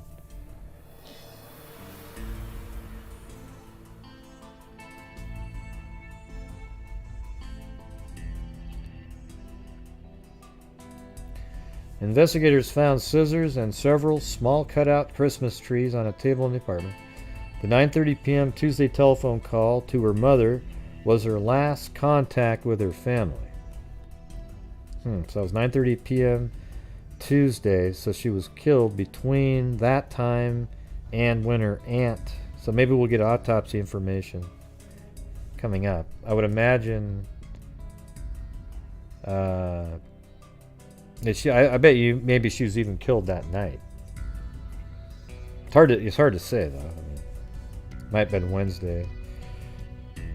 Investigators said they had not. Well, what did the first article say? What did it say? Like, why did somebody go over there? Aunt told him she tried repeatedly to telephone her niece this morning but got no answer. So that means she was dead before Thursday morning. So now it narrows it down to like 36 hours.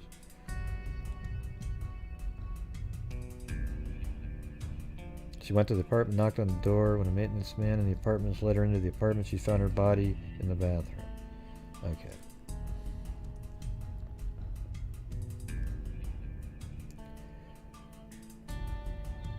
The 9:30 p.m. Tuesday telephone call to her mother was the last contact. Investigators said they have not been able to establish that anything was taken from the apartment.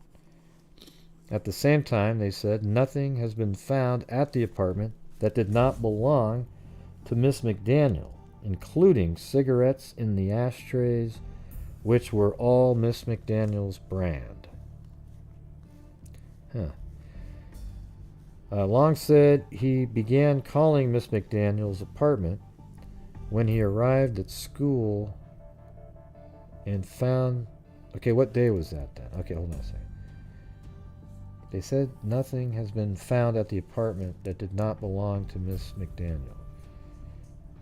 Long said he began calling Miss McDaniel's apartment when he arrived at school and found that Miss McDaniel had not reported for work. So is that Wednesday though? Or Miss McClelland said he knocked at the apartment door when she got no answer, asked a maintenance man to force the door open. Wait, let's see. 9:30 p.m. Tuesday. Well, there was last contact. They have not been able... it's hard to pin down what they're saying here. So it might have been Thursday morning. She wasn't at school, then maybe called the family, and then the aunt called over there, and then drove over. Miss McClelland said she knocked at the apartment door, that's the aunt, and when she got no answer, asked a maintenance man to force the door open. The front door, deputies said, had been locked from the inside with a heavy bolt. So it must have been that back patio door that you can get up to with steps. I'm not even sure why you'd have something like that. Steps going up to your back patio? I mean, the body was found about 9... So that I was wondering how they would have done the renovation without having those there, if that's how you got into your apartment. So they obviously had inner hallways where you get into your apartment, and you also had steps outside that you go up to. So those can continue, the ones that are inside.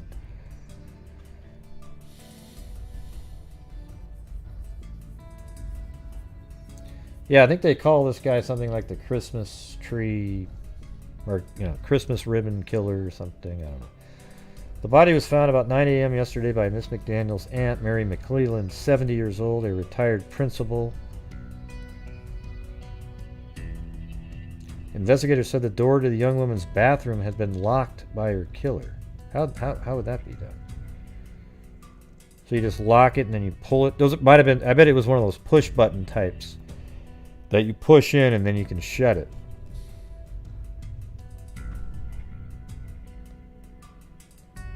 That's interesting, though. That means they didn't want somebody to get in there quickly.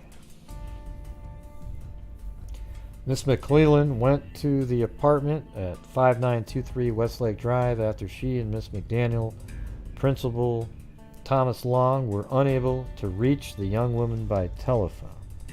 Okay, so it was Thursday. So I wonder if she had Wednesday off.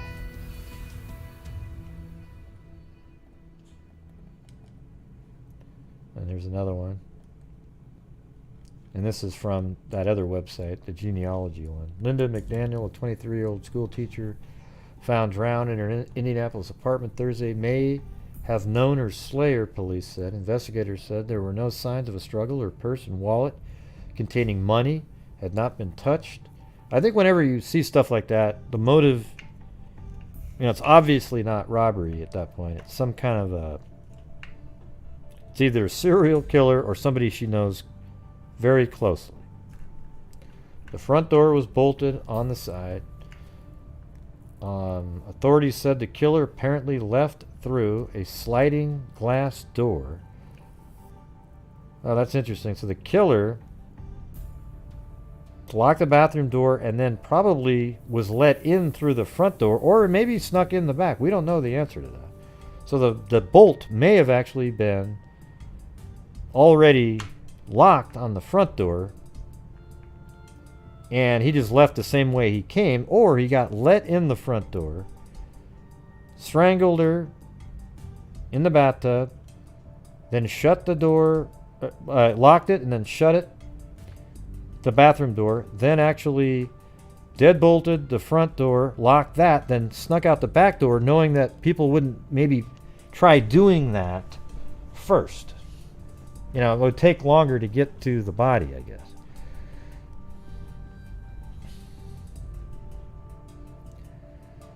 Miss McDaniel was found nude except for pantyhose, bounded and gagged in the bathroom.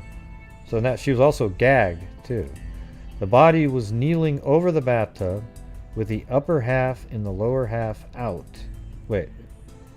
Yeah, okay, that makes sense. She apparently was drowned in water 1 foot deep. So she was obviously held under.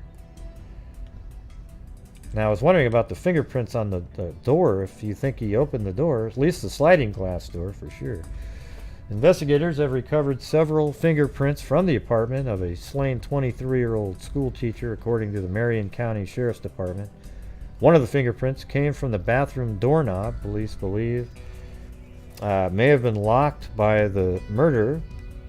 Sheriff's deputies said the body of Linda McDaniel of 5923 Westlake Drive in the Westlake Arms Complex was found Thursday kneeling over the side of the bathtub with the upper half. I know we repeat stuff because it's in the articles, but it also just drills in the details. Her arms had been tied behind her with a red Christmas ribbon, and she had been gagged with a towel. So that's new from the last two articles. Police have questioned over 30 acquaintances of Miss McDaniel, including, I wonder how you gag her. I mean, like towel was wrapped around her head. It's kind of hard to gag somebody, I think, unless it's one of those really thin types, and then you pull it around and tie it. And no, I haven't tried it before. I'm just picturing it. While police believe neither robbery or sexual assault were motives in the slaying, they have not ruled out jealousy. The Marion County Coroner's Office is withholding the cause of death until Monday. Well, I know, but if you rolled it up, how would it stay there? Yeah. The Marion County Coroner's Office is withholding the cause of death until Monday, when it expects to receive results of several laboratory tests from the State Police Crime Laboratory. A bruise was found on the victim's arm. Captain Robert Kirkman had the head of the Marion County Sheriff's Department Detective Branch said preliminary autopsy findings show Miss McDaniel died of drowning and was not sexually assaulted by her slayer. Deputies said there was no sign of a struggle except possibly the bruise on her arm. The apartment was not ransacked and her purse was intact. Miss McDaniel was a first grade teacher in Wayne Township, Maplewood Elementary School.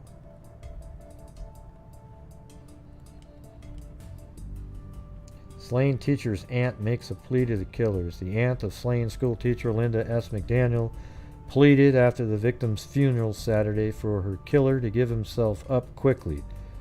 Her mother must not still be alive at this point. And that's kind of an older aunt, right? She's 23 and her aunt's 70. I mean, that's, what is that, 47 years older than her niece. That means her mom would have been, well, let's see. Yeah, it would have been, I mean, I guess she could have had a really younger daughter. I mean, a sister, I mean. Like, she could have been 70 and her sister is 55, I guess. Well, it doesn't say great aunt. It says aunt. Mary McClelland, 70, retired principal of McClelland Elementary School of 6740. Now, later on it might say great aunt, but at this point it just says aunt. I feel that the person or persons responsible for the murder were sick and definitely need help.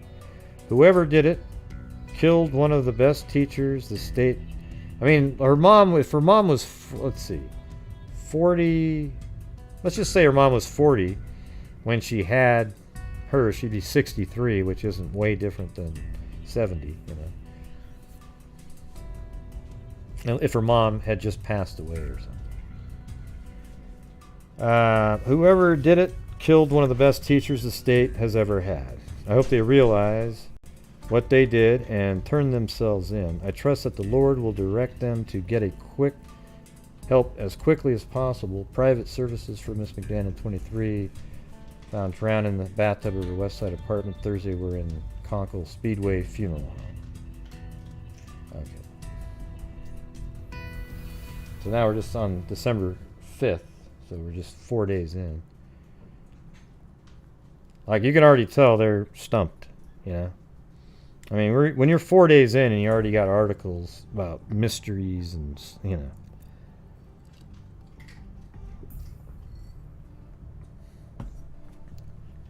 Police still are without a motive or suspect in the slaying of a 23-year-old school teacher last week. Marion County Police Department investigators say the killer was careful and left no clues as to the identity. After questioning friends, neighbors, and relatives, police said they still are without leads in the murder of Linda McDaniel, whose partly clad body was discovered Thursday kneeling over the side of a bathtub with the upper half of her body submerged in her apartment. Miss McDaniel's hands were tied behind her with the type of red ribbon used to tie packages. So, kind of that shiny, thin, for wrapping gifts. The ribbon, according to police, may have been part of the Christmas decorations she was making for her first grade classroom. So the killer, again, this is one of those cases where they didn't bring anything. A little bit like we've had a few of these cases. They didn't bring the items that they were going to use. They went into the house, the apartment, and killed her with the items used in the apartment. So does that mean it wasn't planned? Or is it sort of like the East Area rapist, Golden State Killer, who did use items in the house? He had his gun for control, but he would use socks and all kinds of different things in the house to tie people up. Shoelaces. Yeah. Yeah, so it's obvious, you know, that's what I was saying. The ribbon was just there. And also the towel. Or whatever was, the towel was used to gag her. I'm sure that was in her bathroom. He didn't show up with a towel and, Yeah, well, the Night Stalker was all over the place, but we're talking about this case. The Night Stalker's, he's a whole different mess. He's a mess all over the place. Doesn't have an actual MO. He's sort of, it's similar, like, well, we'll just do a show on that. I don't want to talk about the Night Stalker, okay? Police said preliminary autopsy findings showed Miss McDaniel died of drowning and was not sexually assaulted. She was described by friends as friendly, modest, and without known enemies. Police theorized that because she was known as a careful person, she left her killer in the apartment either because she knew him or because he displayed a weapon when she answered the door. See, that's possible.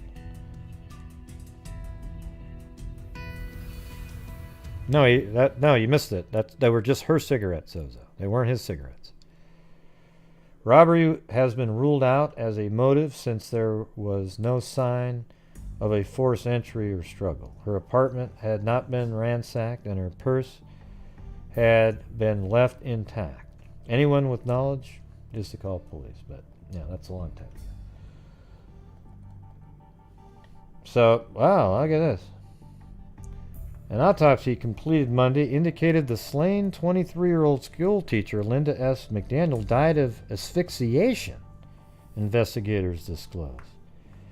Detective Sergeant Ronald Beasley of the Marion County Police Department said detectives earlier thought the victim may have died from drowning. Well, it would seem obvious, right? Miss McDaniel was found at 8:30 a.m. Thursday, bound, gagged, and slumped over the side of the partially filled bathtub in her apartment at 5923 Westlake Drive. Oh, and by the way, at the end of the show, type in your thoughts that you have. Put comments in there.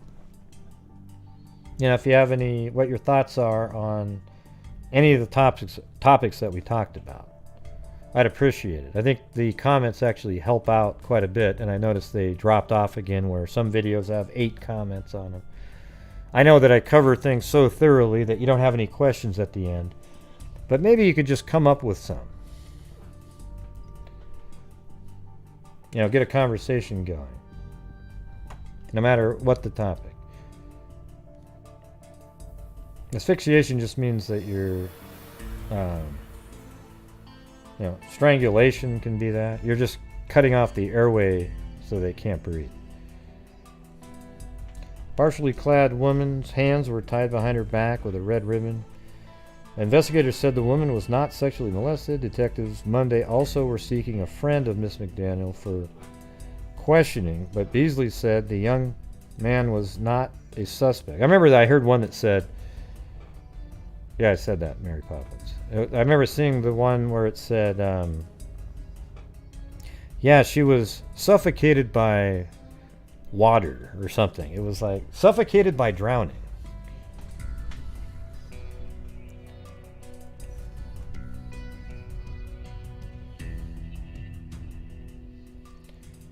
Beasley asked the aid of the public in locating the person sought.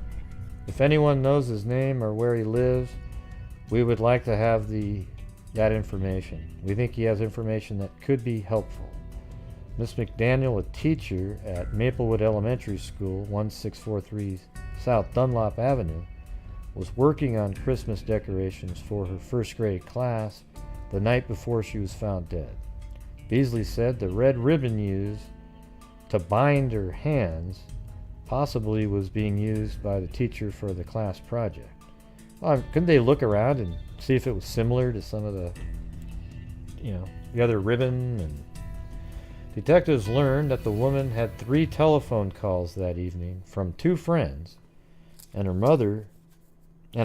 She had left a wake-up call with a relative for 6 a.m., detectives add.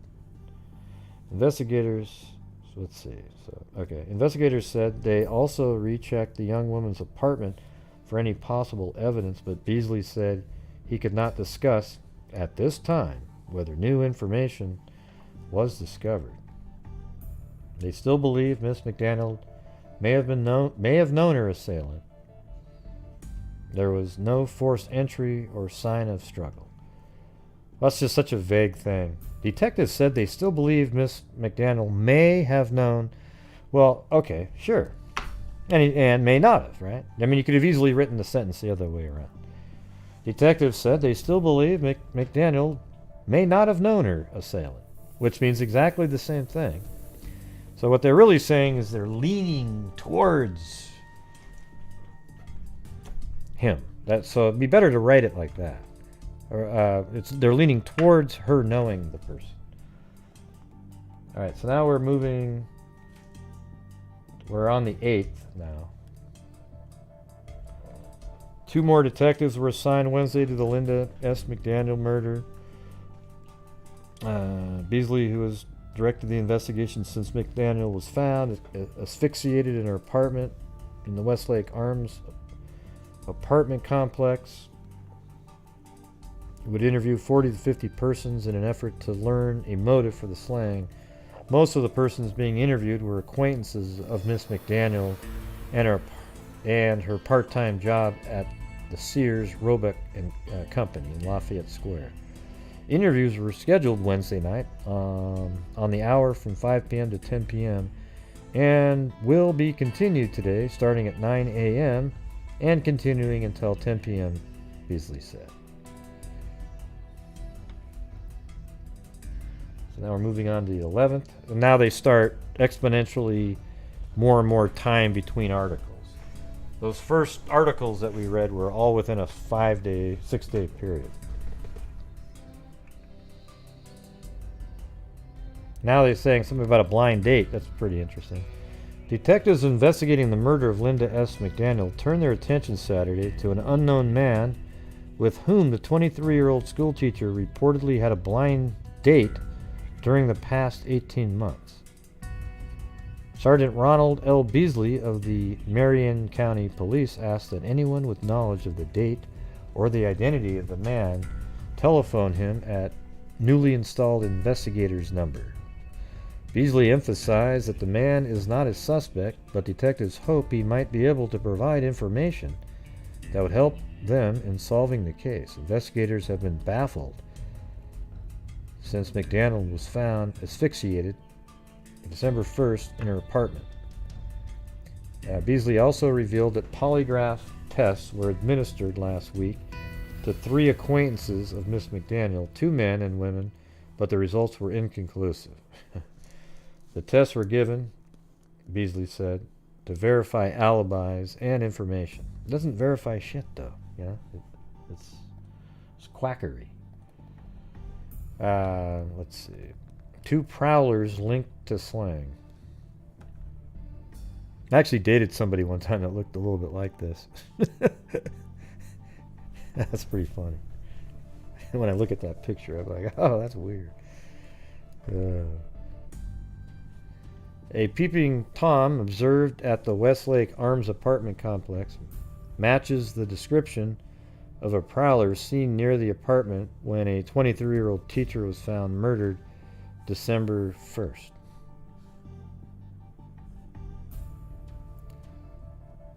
I know, it's like, I think that was just kind of a stretch looking for that person. The victim, Linda McDaniel, was found with her arms tied behind her with Christmas ribbons. See, there you go, Christmas ribbons. She'd been gagged and her body was slumped over the side of the partially filled bathtub in her apartment.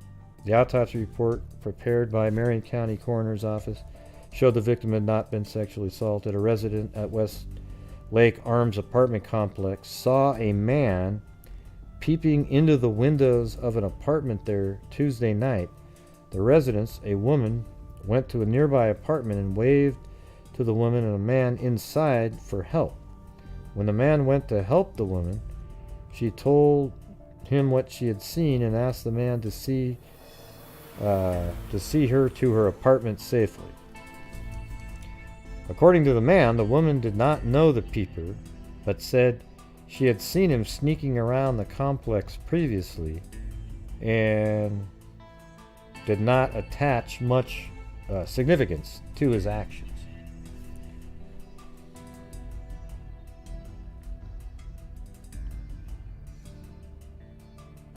Marion County Sheriff's Detective. Well, you can put an ad in the paper for this.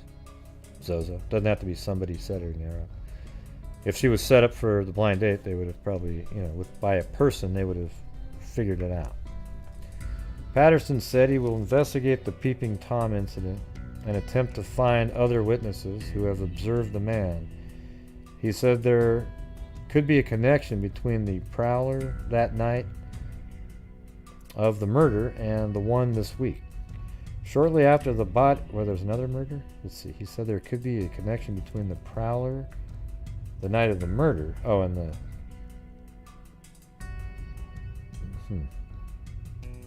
between the prowler the night. We didn't know about a prowler the night of the murder.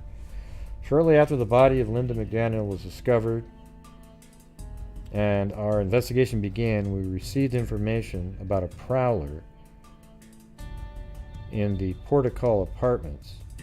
According to a citizen's report, the prowler was seen about 10 p.m. the night of the murder. Oh, okay. So now we're learning about that. Running towards the Westlake Arms Complex. Wow.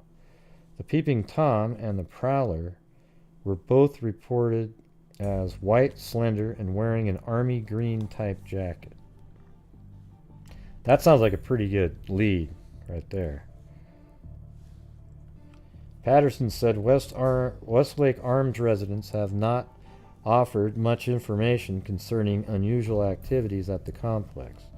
Patterson said the apartment management has been helpful to deputies. Yesterday, a resident of the complex was hypnotized. Oh yeah, that shit works. In an attempt to gain new information about something seen the night Miss McDaniel was murdered. To date, 2 persons have been hypnotized, and at least 3 others have agreed to undergo hypnosis to help deputies in their investigation.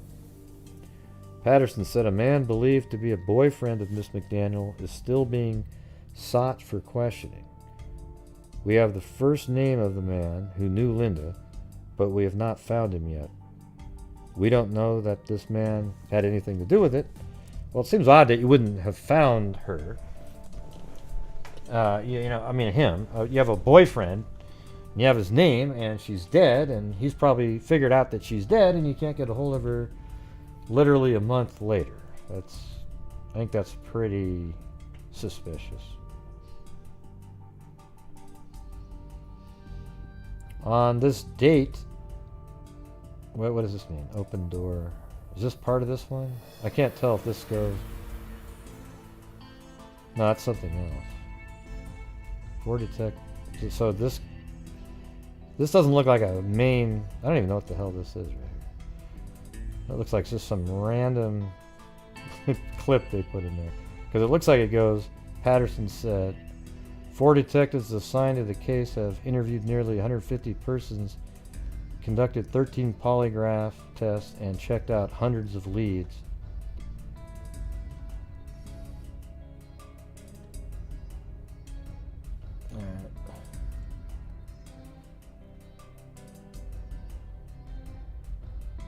Alright. The prime suspect in the murder of a young school teacher who was found murdered in her Westside apartment.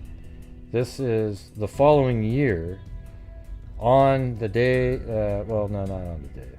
So about 3 months later, 1978, February 1st. So maybe 2 months later. The prime suspect in the murder of a young school teacher who was found murdered in her Westside apartment 14 months ago, is in jail in Kentucky. Sergeant Ronald L. Beasley, a detective in the Marion County Sheriff's Department, has disclosed. How could it have been 14 months? Do I have this date wrong up on here? Oh, it's 79. Not 78. Okay, I have 78 on the file name. Okay. That makes sense. The case against the man, a well-known acquaintance of the victim. I wonder if that's the name they finally tracked him down. And that's why he wasn't answering, because he's in jail, right? Is not strong enough yet to seek a warrant for his arrest. So the case isn't strong enough to seek a warrant. Sergeant Beasley said the detective declined to give the man's name, where he is being held, and specific reasons why the man is considered a suspect. I have conversed with Kentucky authorities, so we know he's a prisoner in Kentucky, said Beasley, and I did interview him at one time, said Beasley.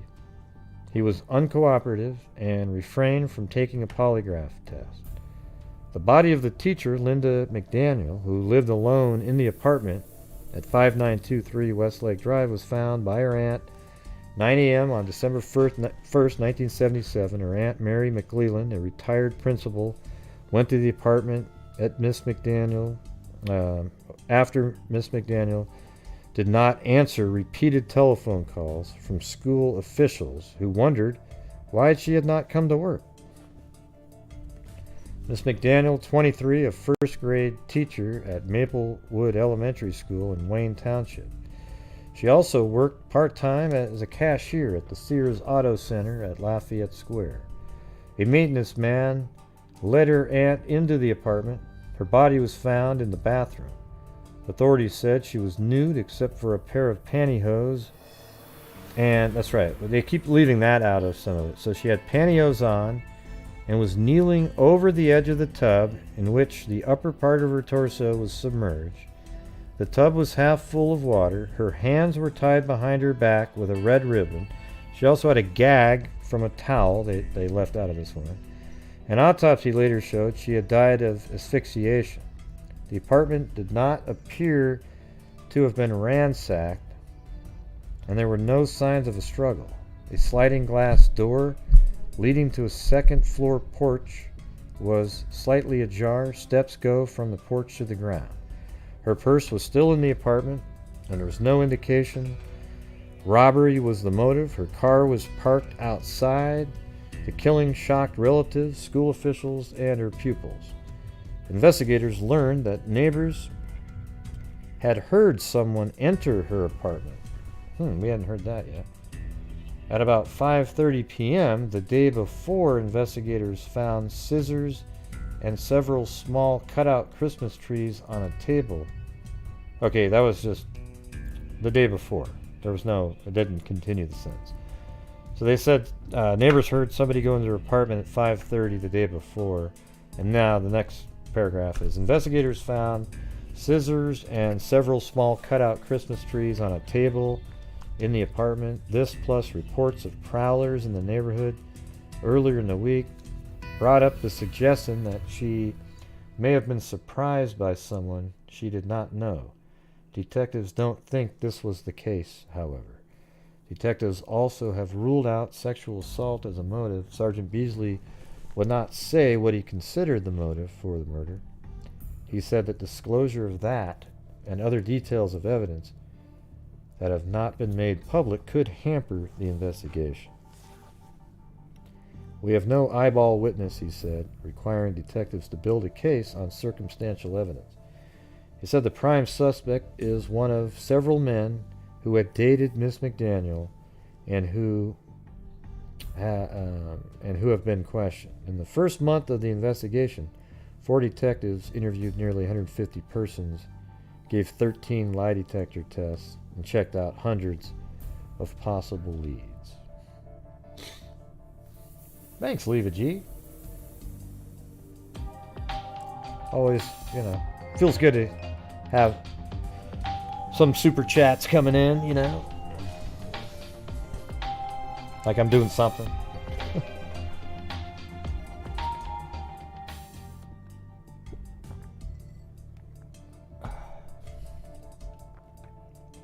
All right, now this article is 1992. That's the next one. I turned on the bot a long time ago. Oh, maybe on that second reboot, though. Let me see. Oh, yeah, that's right. On the reboot, I didn't do it. Should work now. Try it again.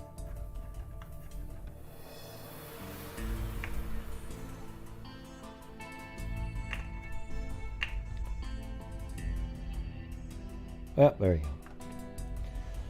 Police still looking into 77 slang. 14 years ago, a teacher's nude body was found slumped over the side of her bathtub with her head submerged in water, and police are still looking for her killer.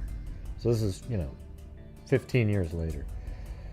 December 1st, 1977 was the day the Christmas ribbon killer struck at Linda McDaniel's apartment.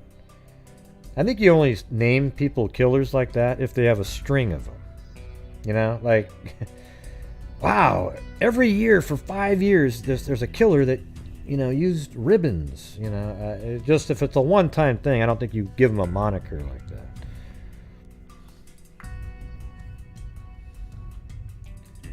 McDaniel, a 23-year-old first-grade school teacher at McClelland Elementary, was found dead by a relative. She was nude, but not sexually assaulted. Her front door was locked. The bathroom door was locked, but a patio door was open. No money or valuables were taken. Her killer stuffed a dishcloth in her mouth. So now we know it's a dishcloth, just stuffed in her mouth, and tied her hands with bright. And that's probably what asphyxiated her.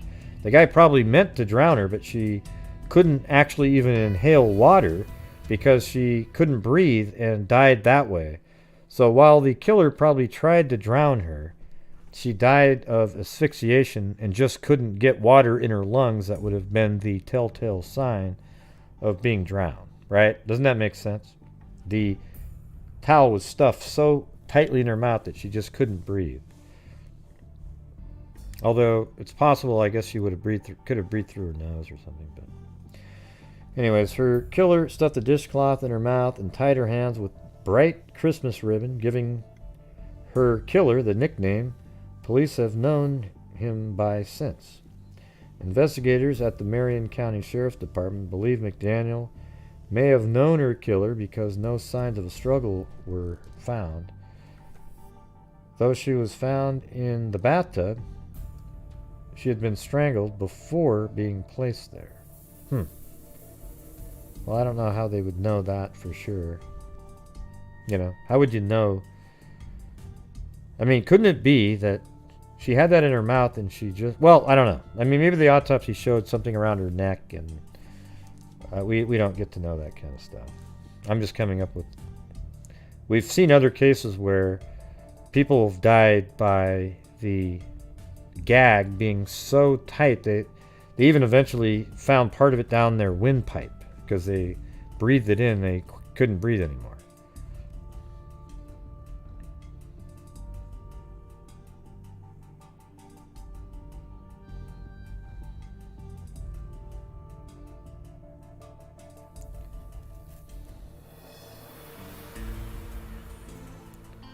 I don't understand some of these comments.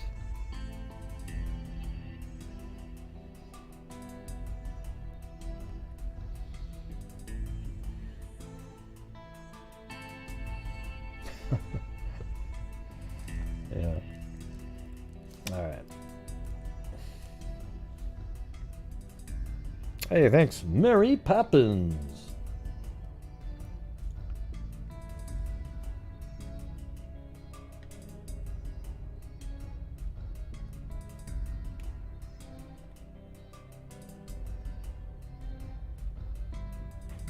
I'm not sure. I don't need a trial. I'm already...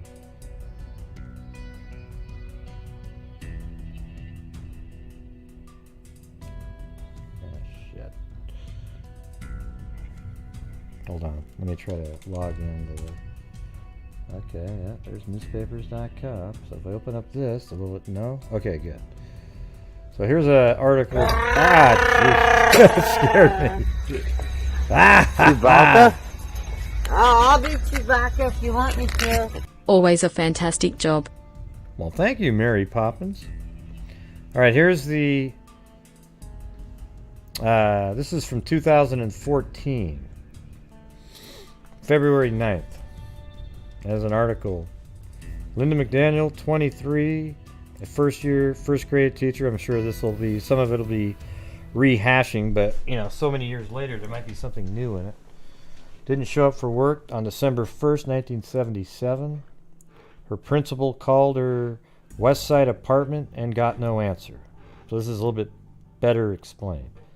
He then called Miss McDaniel's aunt, Mary McClelland, retired principal at the school, named for McClelland, named for her.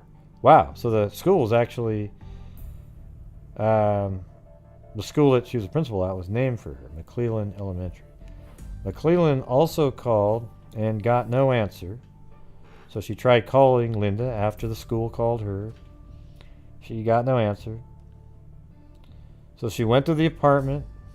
The front door of the second floor unit was locked. So that's an inside entry. You know, that's a hallway inside the apartment building.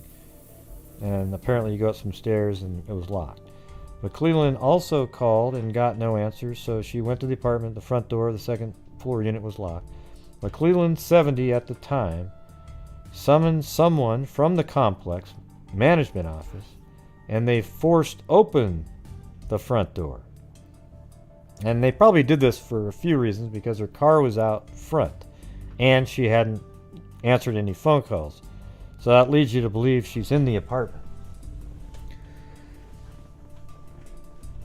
Now McDaniel's, let's see, they forced open the door. They found the bathroom door locked.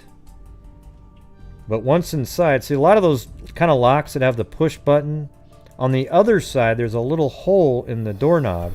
If you stick a nail in there and push on it, you can then turn the knob and it opens up the lock.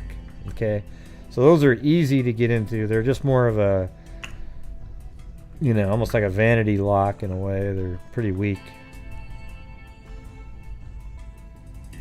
Clad only in panties, McDaniel was kneeling, bent into the bathtub. Her head was submerged in about 8 inches of water, a dish towel stuffed in her mouth. Her hands were tied behind her back with decorative red curling ribbon, and remember, she had pantyhose on. More ribbon was found on a table, so now we know that there was ribbon in there, with other supplies that indicate she had been making Christmas decorations for her class. The unknown attacker became known as the Christmas Ribbon Killer. An autopsy later determined that McDaniel had been asphyxiated and was dead before her head was submerged. And they're saying that because she didn't inhale any water. However, is it possible that the gag itself kept her from inhaling water? You know, like if she, although, you know, she does have a nose too. So, I mean, your nose takes over at some point if you can't breathe through your mouth. So maybe that's a good point, I guess, in how they, I don't know. I don't know for sure. Obviously they're better at it than me, but I'm just thinking, you know, when they found her, her head's in the water.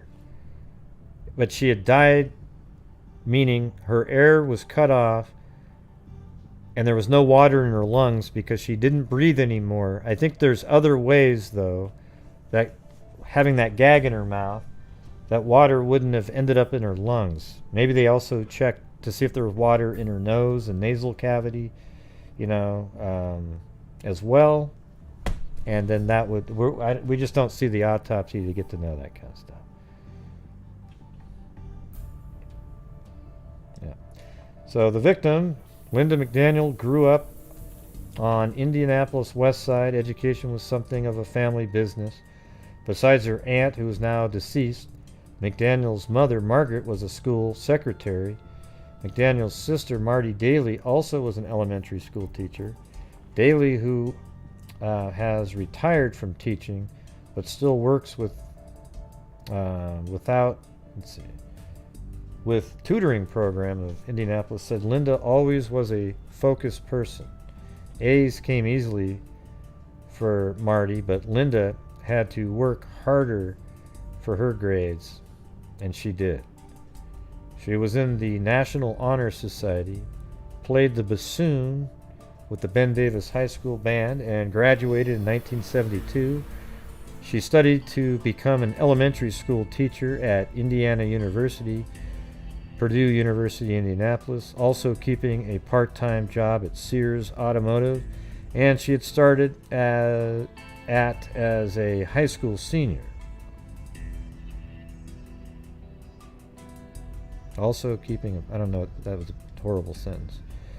She would keep that job for a year after getting her degree, when she also was substitute teaching before landing a full-time teaching position for the 1977-78 school year.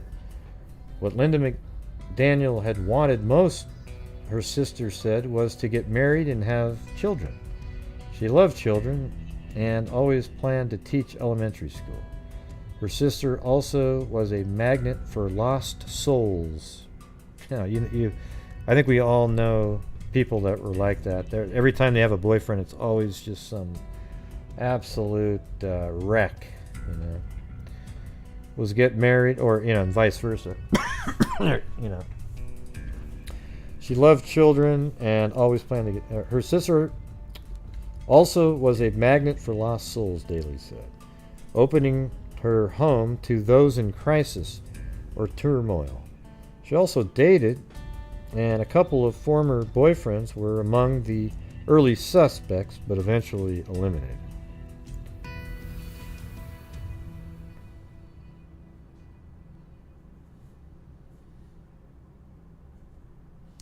Yeah, I know, Gene. That's what I was saying a few minutes ago. You're sort of copying everything I've already said. All those things, Gene. I know you're an encyclopedia, but you got to come up with something new, right? We just got to get new info, Gene. Something unique that we hadn't discussed. I'd already said that there's cases we've talked about where they put a gag in and they've inhaled it down their lungs, and that's how they died. So in a case like that, water would be kept out from getting into the lungs. All kinds of things like that.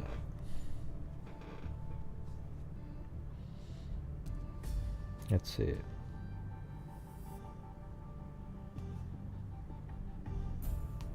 All right. Let's see. Where does the case stand? Indianapolis Metropolitan Police Department Sergeant Bill Carter. Carter. Sergeant Carter. Isn't that it? What's our Carter's name? The Carter in the Delphi case. What's his first name?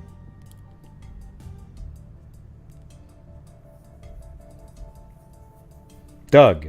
It's Doug. Yeah, I wonder if that... He's got it. Yeah, I got it. I said it. I already said it. I got it. Don't keep typing it in, everybody.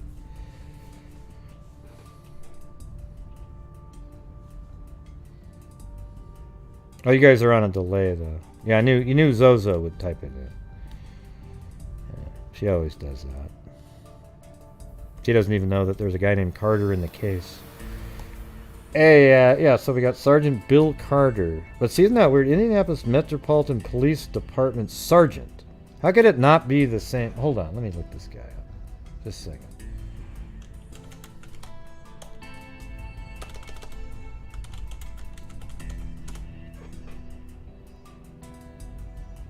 And what did they say the name was? Just a second.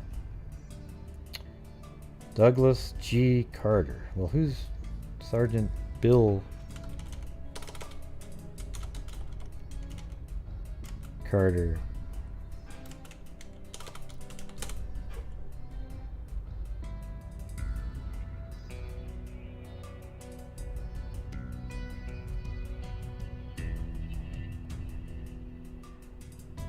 How about William? That makes more sense.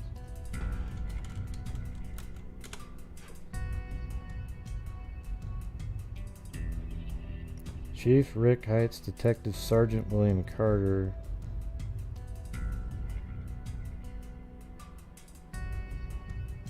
Superintendent. See, Douglas Carter. How long has he been there? Let's see. ISP Sergeant Douglas Carter.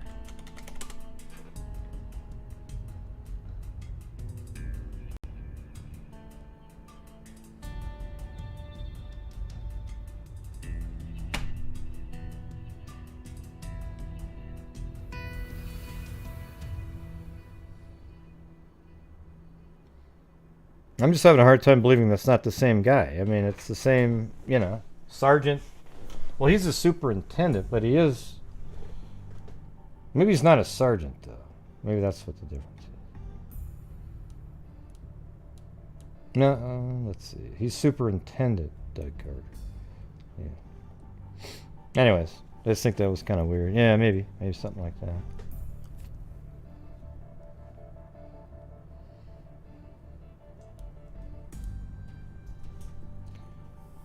Police Department. So it says Indianapolis Metropolitan Police, but I think but Doug Carter's a state superintendent.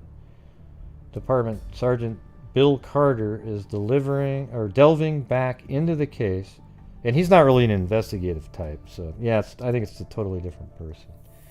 Doug Carter isn't really an investigator. He's kind of like runs the show. He's not on the crime. He doesn't spend time digging into cases to try to figure them out. Maybe at one point he did, but.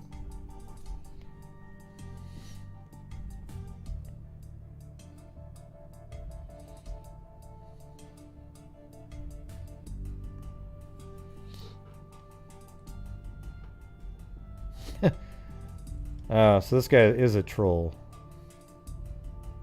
Here, just make sure you hide. Yeah, because that's the same name, but just slight variant. What is politics? Yeah, it's political, right? You're just kind of running the show, speaking, sort of.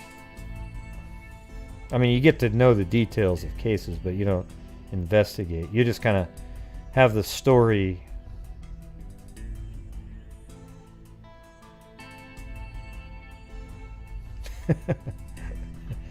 Hey, Steven, make another account. We'll get rid of that one too. All right, buddy? All right, during the evening of November 30th, the night police believe... Wait, hold on. Bill Carter is delving back into the case, hoping to have items of evidence collected from McDaniel's apartment tested for potential DNA and fingerprint evidence. During the evening of November 30th, the night police believe she was probably killed, McDaniel talked on the phone with a girlfriend, telling her a man with whom McDaniel had gone on a date was coming over. Oh, well, shit. Had gone on a date was coming over. I think they meant to put date with. So I wonder if that was the blind date one or just, another guy. The man whom the friend said McDaniel didn't name during that conversation had tried to assault McDaniel on the date. Wait, so during the evening of November 30th, the night police believe she probably was killed, McDaniel talked on the phone with a girlfriend, telling her a man with whom McDaniel had gone on a date was coming over. The man whom the friend said McDaniel didn't name during that conversation had tried to assault McDaniel on the date.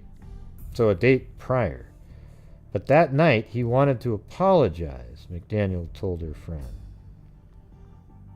Oh man, Jesus. That's the killer, okay? I mean, it's,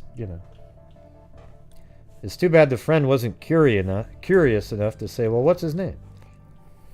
In addition, Carter is pursuing a possibility that a suspect at that time, a man with whom McDaniel had worked, still should be considered. And I think that's the guy that's in jail. The guy that was in jail that we read about earlier, that's why they still think he's interesting. But this other guy is a totally different person. That man has died, but he had children whose DNA potentially could be compared to evidence at the crime scene. There were gaps in the man's alibi, but at the time there was not enough evidence to arrest or charge him. I bet you anything he's the one that was in jail. About 3 years after McDaniel's murder, the FBI developed a profile of the likely killer, and Carter thinks it still could be useful. Here are highlights of that suspect profile. Okay, here we go. This is like an FBI profile. He's white, male, between 35 and 40 at the time of the crime, socially or occupationally associated with McDaniel, married at the time of the crime and living with his wife and family, but experiencing conflict with his spouse. After the murder, he and his wife likely went into counseling, but later separated or divorced. That's interesting. I can picture that and the why too. It's possibly a military veteran. Prior to the crime, you know what I always hate though is when you have a suspect and then the profile starts matching some of their elements. Like, I'd love it if you did the profile first and then check it out against known, I don't know, or somebody that's not related to the case make the profile. But they did. The FBI did. So it was an FBI profile. The FBI developed a profile. So that's pretty sweet. So we get to actually read what the FBI said, and that means they didn't have any other information other than that what was provided at the crime scene and what happened. So that's interesting. Prior to the crime, experienced financial and marital distress. Didn't participate much in family activities. Spent a lot of time in bars.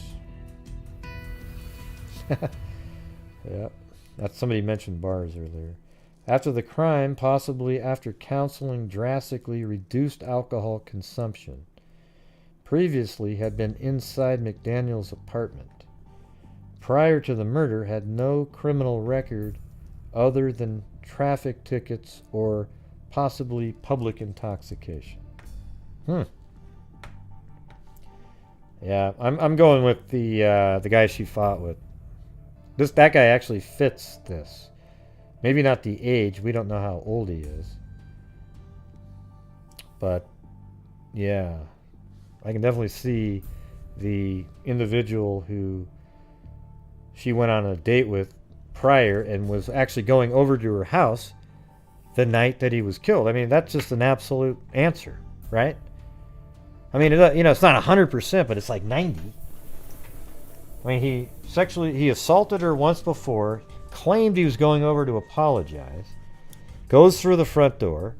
He then tries to assault her again after he apologized. He thought he saw googly eyes, and then he tries to assault her again. She wasn't going to have it, so he ended up strangling her, and he thought about doing it, and then he just said, screw it, put her in the bathtub. He had bound her up. He was going to sexually assault her. Maybe he did, and they just claimed he didn't, and they have a DNA profile. Puts her in the bathtub, does what he does, and then he locks her in the bathroom to make it harder to get in. Then the front door is already locked, or he may have locked it. Maybe she didn't lock it after he came in. And then he goes out the back door, and he bailed. And nobody knows who he was. And for some reason, the friend didn't ask, well, who is he?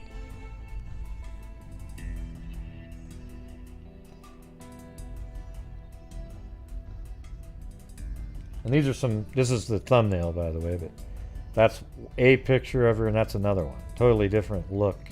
But this is the same person. If you just drop look at that. It's exactly the same little... It's just... Put down your hair and put your glasses on. We've got a clone. It's the same thing. Same shot.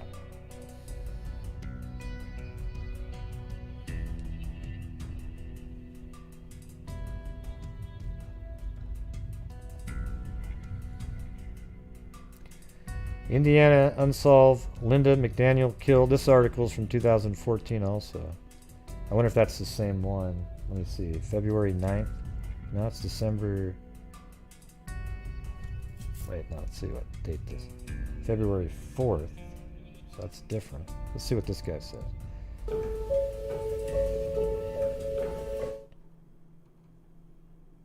After the ad plays, of course. Oh, I can skip it.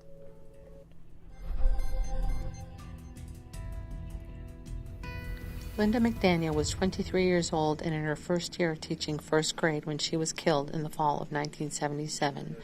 A Ben Davis High School graduate, she came from a family of educators and always had wanted to teach at the elementary school level. Her body was found in... We might get a barrage of subscribing right now.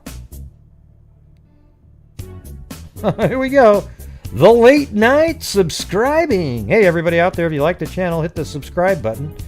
If you don't like it, well, go screw yourselves. All right, so here we go. We got the... and before you leave, hit the dislike. Okay, thanks. In her Westside apartment. At the time, her killer was called the Christmas Ribbon Killer. Lynda McDaniel was killed December 1st, Pretty 1977. quiet. She was found that day. She was a school teacher, did not show up for school that morning.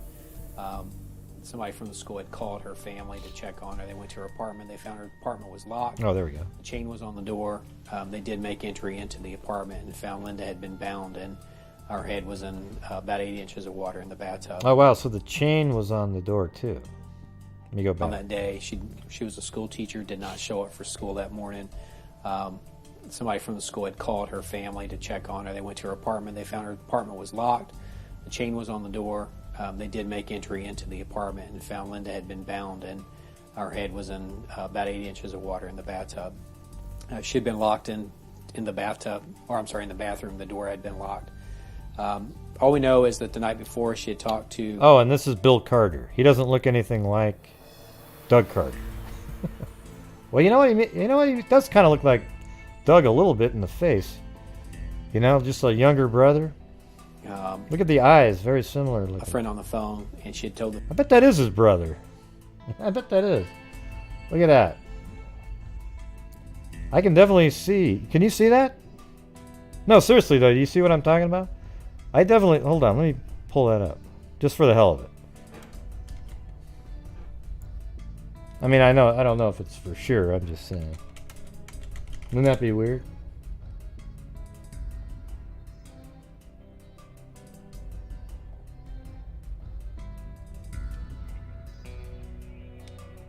Ah, hell, I can't get it over there. Got a similar color eyes, kind of the same sort of nose.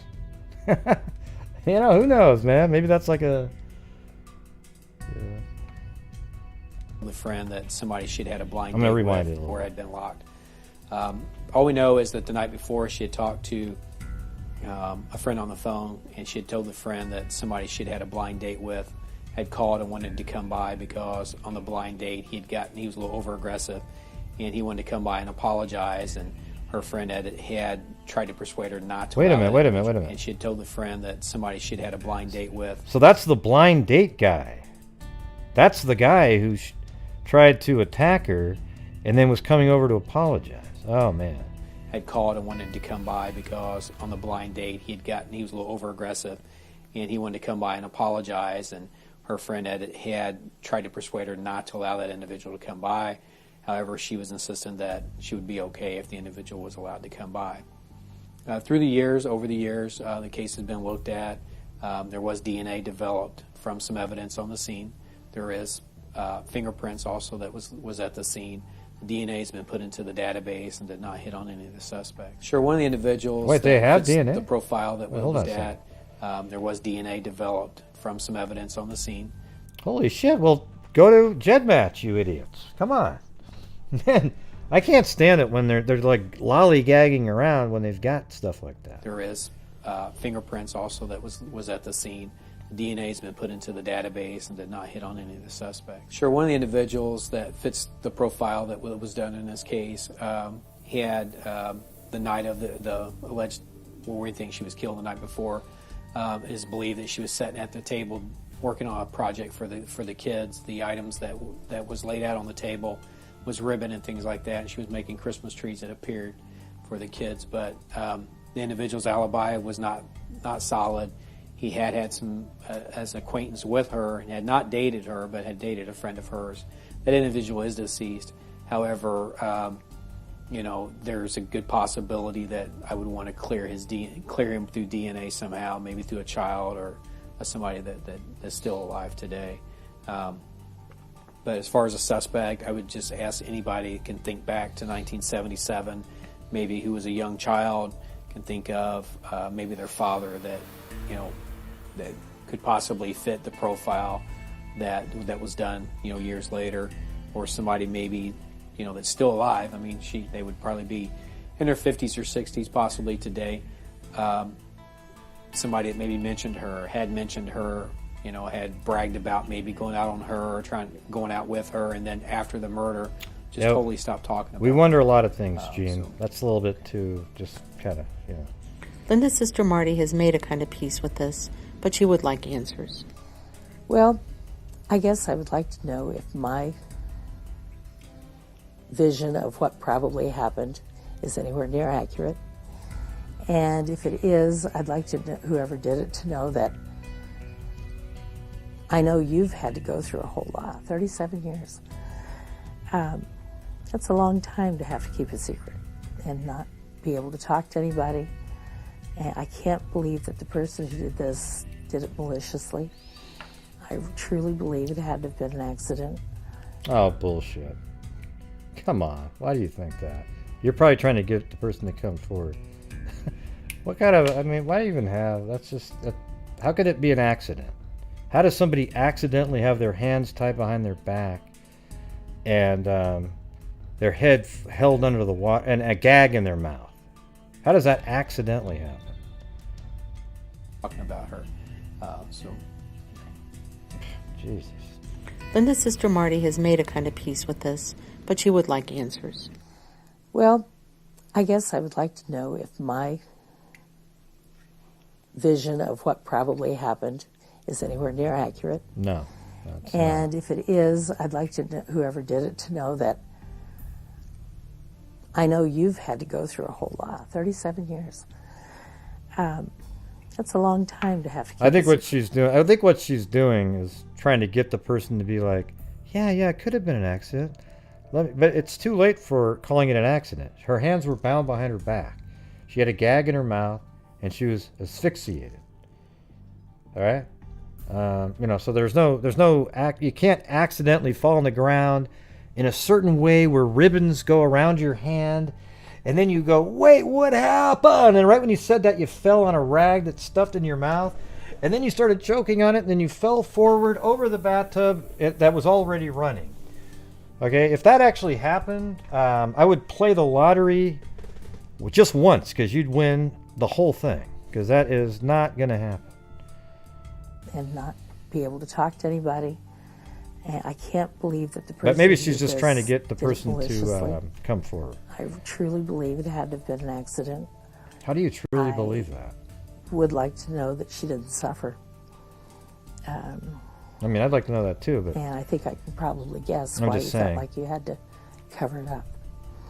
But. Oh, okay, so she's thinking the guy was accidentally killed, and to cover it up, she accidentally killed her, then, I guess it's technically possible. Accidentally killed her, then to cover it up, did all this other stuff to make it look like, I think it's more likely, this is what I think happened. I think that she was assaulted on the other occasion. I am right now like 99% that it's the guy that she was on the date with. She had been attacked by him once before. He was coming over to say he was apologizing.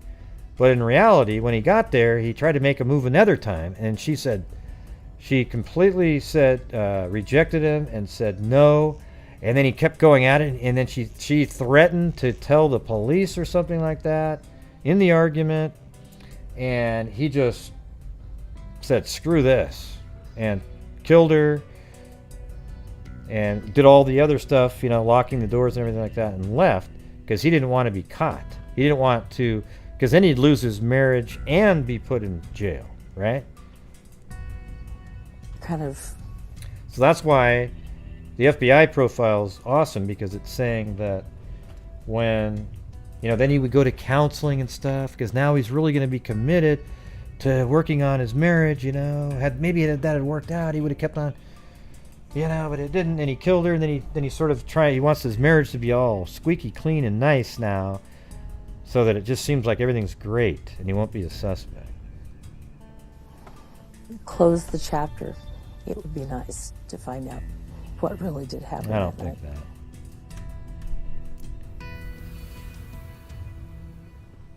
Wait, what happened? They quit playing. Oh shit, I thought I froze up again.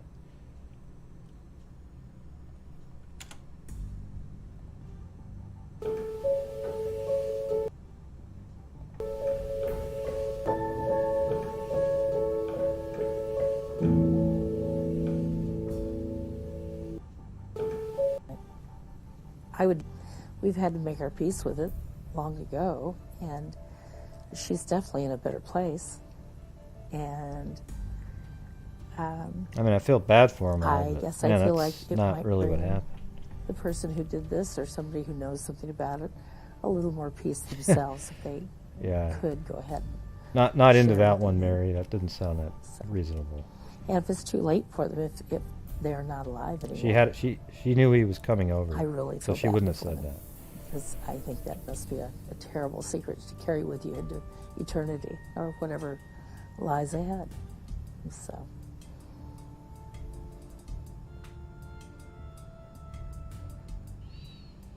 Man, come on. They developed a DNA profile. They have the DNA.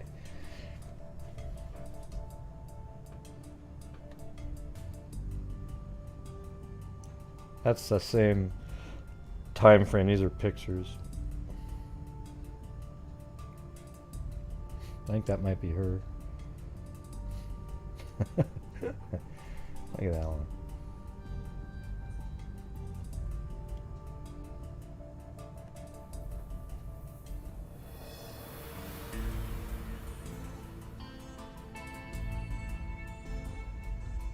I think that's her teaching school, right?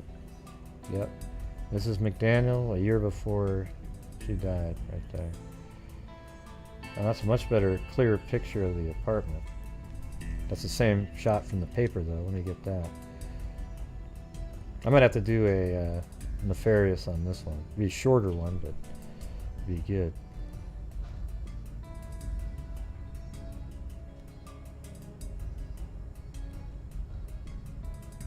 No, there's another. That's her being wheeled out. Man, that's crazy.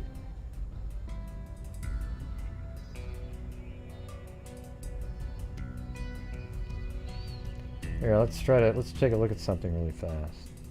So that would have been out this door, basically. They got rid of the... Yep. Oh, look at that. Look at this. See, that's still there. That little window thing. So now, let's check out... I'm going to check out one thing. I think I can... Ah, that sucks. That bush is there now. Shoot. Oh, wait. I can see it.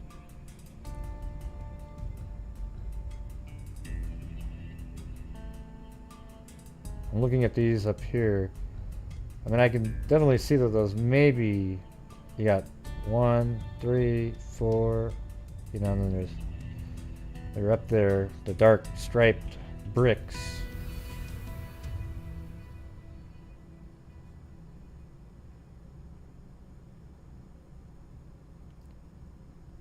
Yeah, I'm just trying to see, but I think that now I'm really convinced that they completely renovated everything, and the way they did it was they just got rid of the doors, filled them in with bricks, and then people just had to get to their apartments through the hallways to get to the front doors.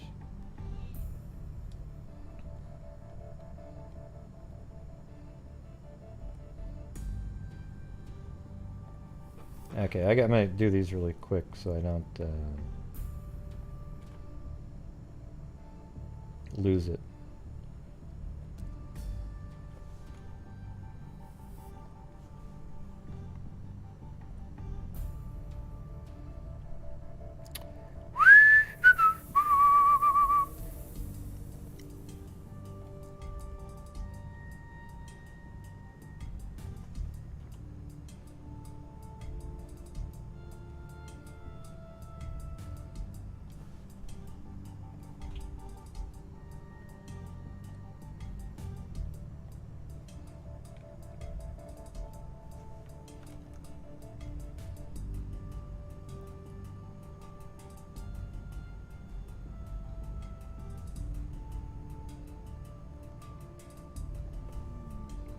Hate that little share thing they got there.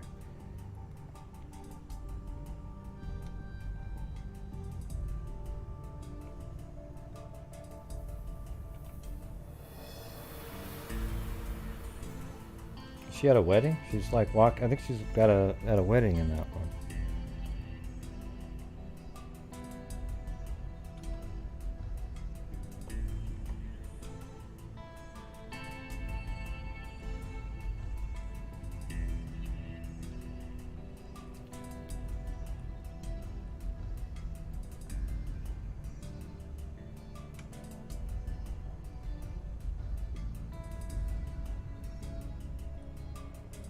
Yep, almost got them all.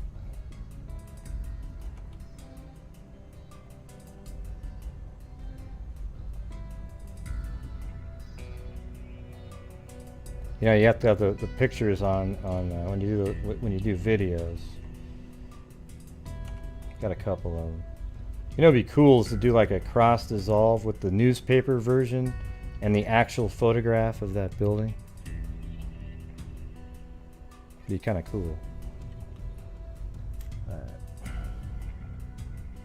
So there we go, everybody. I think that that's that case. I think they've got some DNA in that one. They need to get on that shit, right? Let's get on it like right now.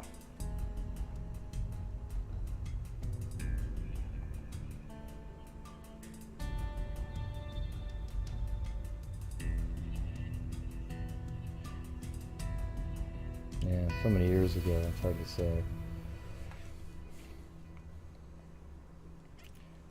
Oh, and that's another, you know, couldn't have been over here. Oh, it has that same round thing. But. All right.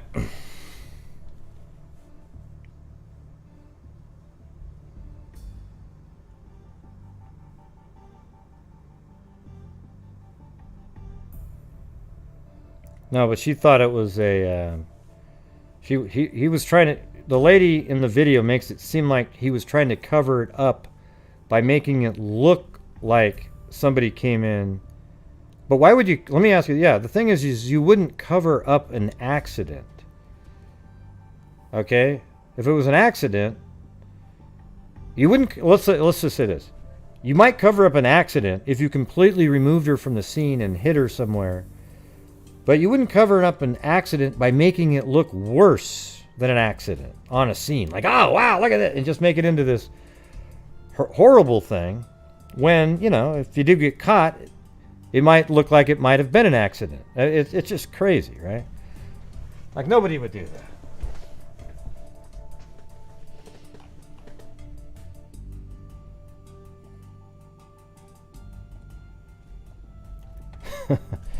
All right. Well, anyways, I appreciate everybody showing up to the show tonight. I hope you found it interesting. I don't know. Do you guys want to watch the? I can play the interview again with uninterrupted of Grady Judd. If you missed it, you want to listen to that? You guys can hang out. I'll try not to interrupt once.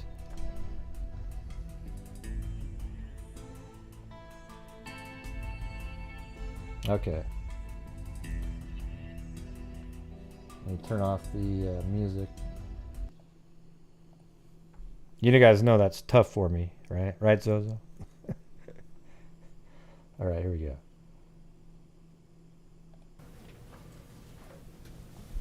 Good evening, everyone. I'm here to present a briefing today that I'm not really excited about. However, as you know, that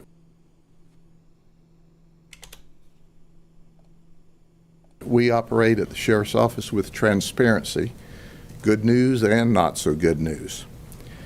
We employ over 1,000 deputies who put their life on the line every day. They stand in the gap between good and evil, and they do the right thing. The good news is one of our deputies, once again, did the right thing. He gave us information on one of his colleagues that issued a written threat of a mass shooting or an act of terrorism, and we've arrested that deputy. He's locked up. It's important to understand, not just today, not just the last month, but forever, that words matter. And threatening words to hurt, to kill, are not acceptable. This is Peter Haneen. He's 29 years old. He's worked for the sheriff's office for about 6.5 years as a deputy. He is suspended pending the termination process tonight, and he's locked up for a second-degree murder of threats. And here's what occurred. As you all well remember, we had an illegal entry into the Capitol on the 6th of January. And that night, he entered into a communication with another deputy, a friend of his. And he started saying some absolutely frightening things. That deputy was worried about his mental state, and the very next day that he reported to work, he told his lieutenant, he says, "Hey, I think you need to know what I know," and he presented some screenshots of some communication. The lieutenant immediately notified his commander, who notified the staff. We started an investigation, and we have made an arrest today. The investigation is still ongoing. I can tell you clearly and unequivocally that we not only arrested Peter Haneen for a second-degree felony, but the deputy that reported it got investigated as well. He totally cooperated. He said, "I get it. I'm the guy who came to you. I know, but you won't find any communication by me that was threatening." In fact, our deputy that reported this is a hero. I tell my deputies that doing what's right's not always easy, but it's always right.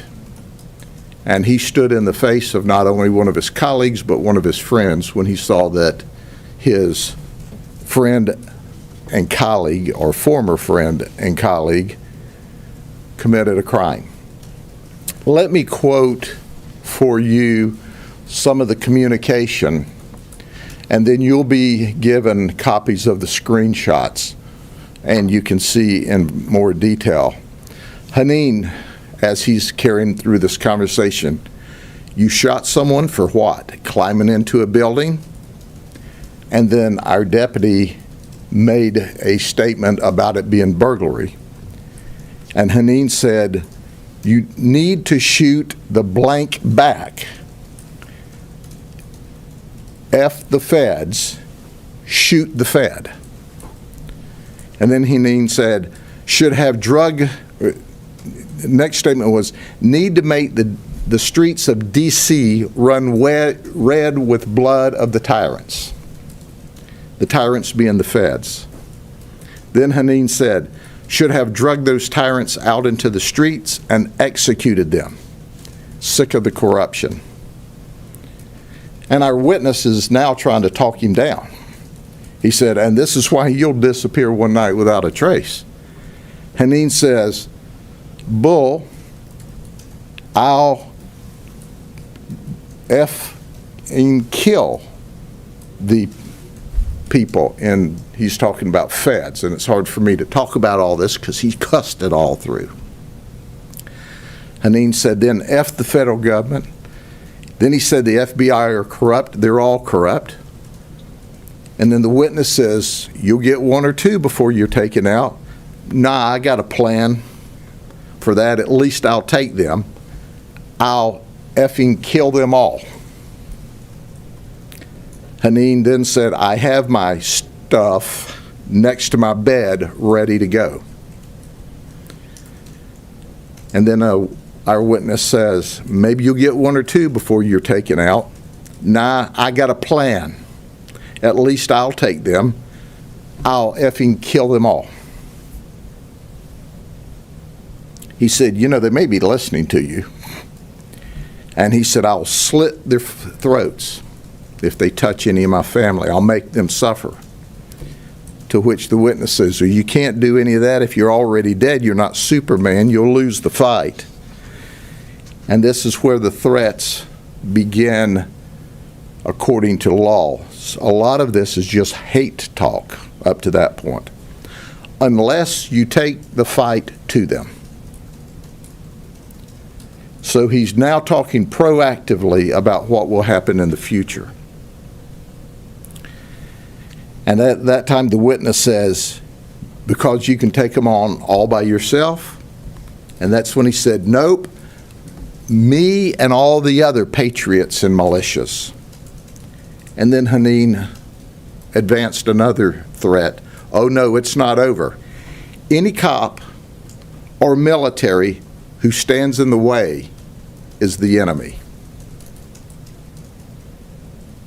End quote. As you can see, I am angry beyond words.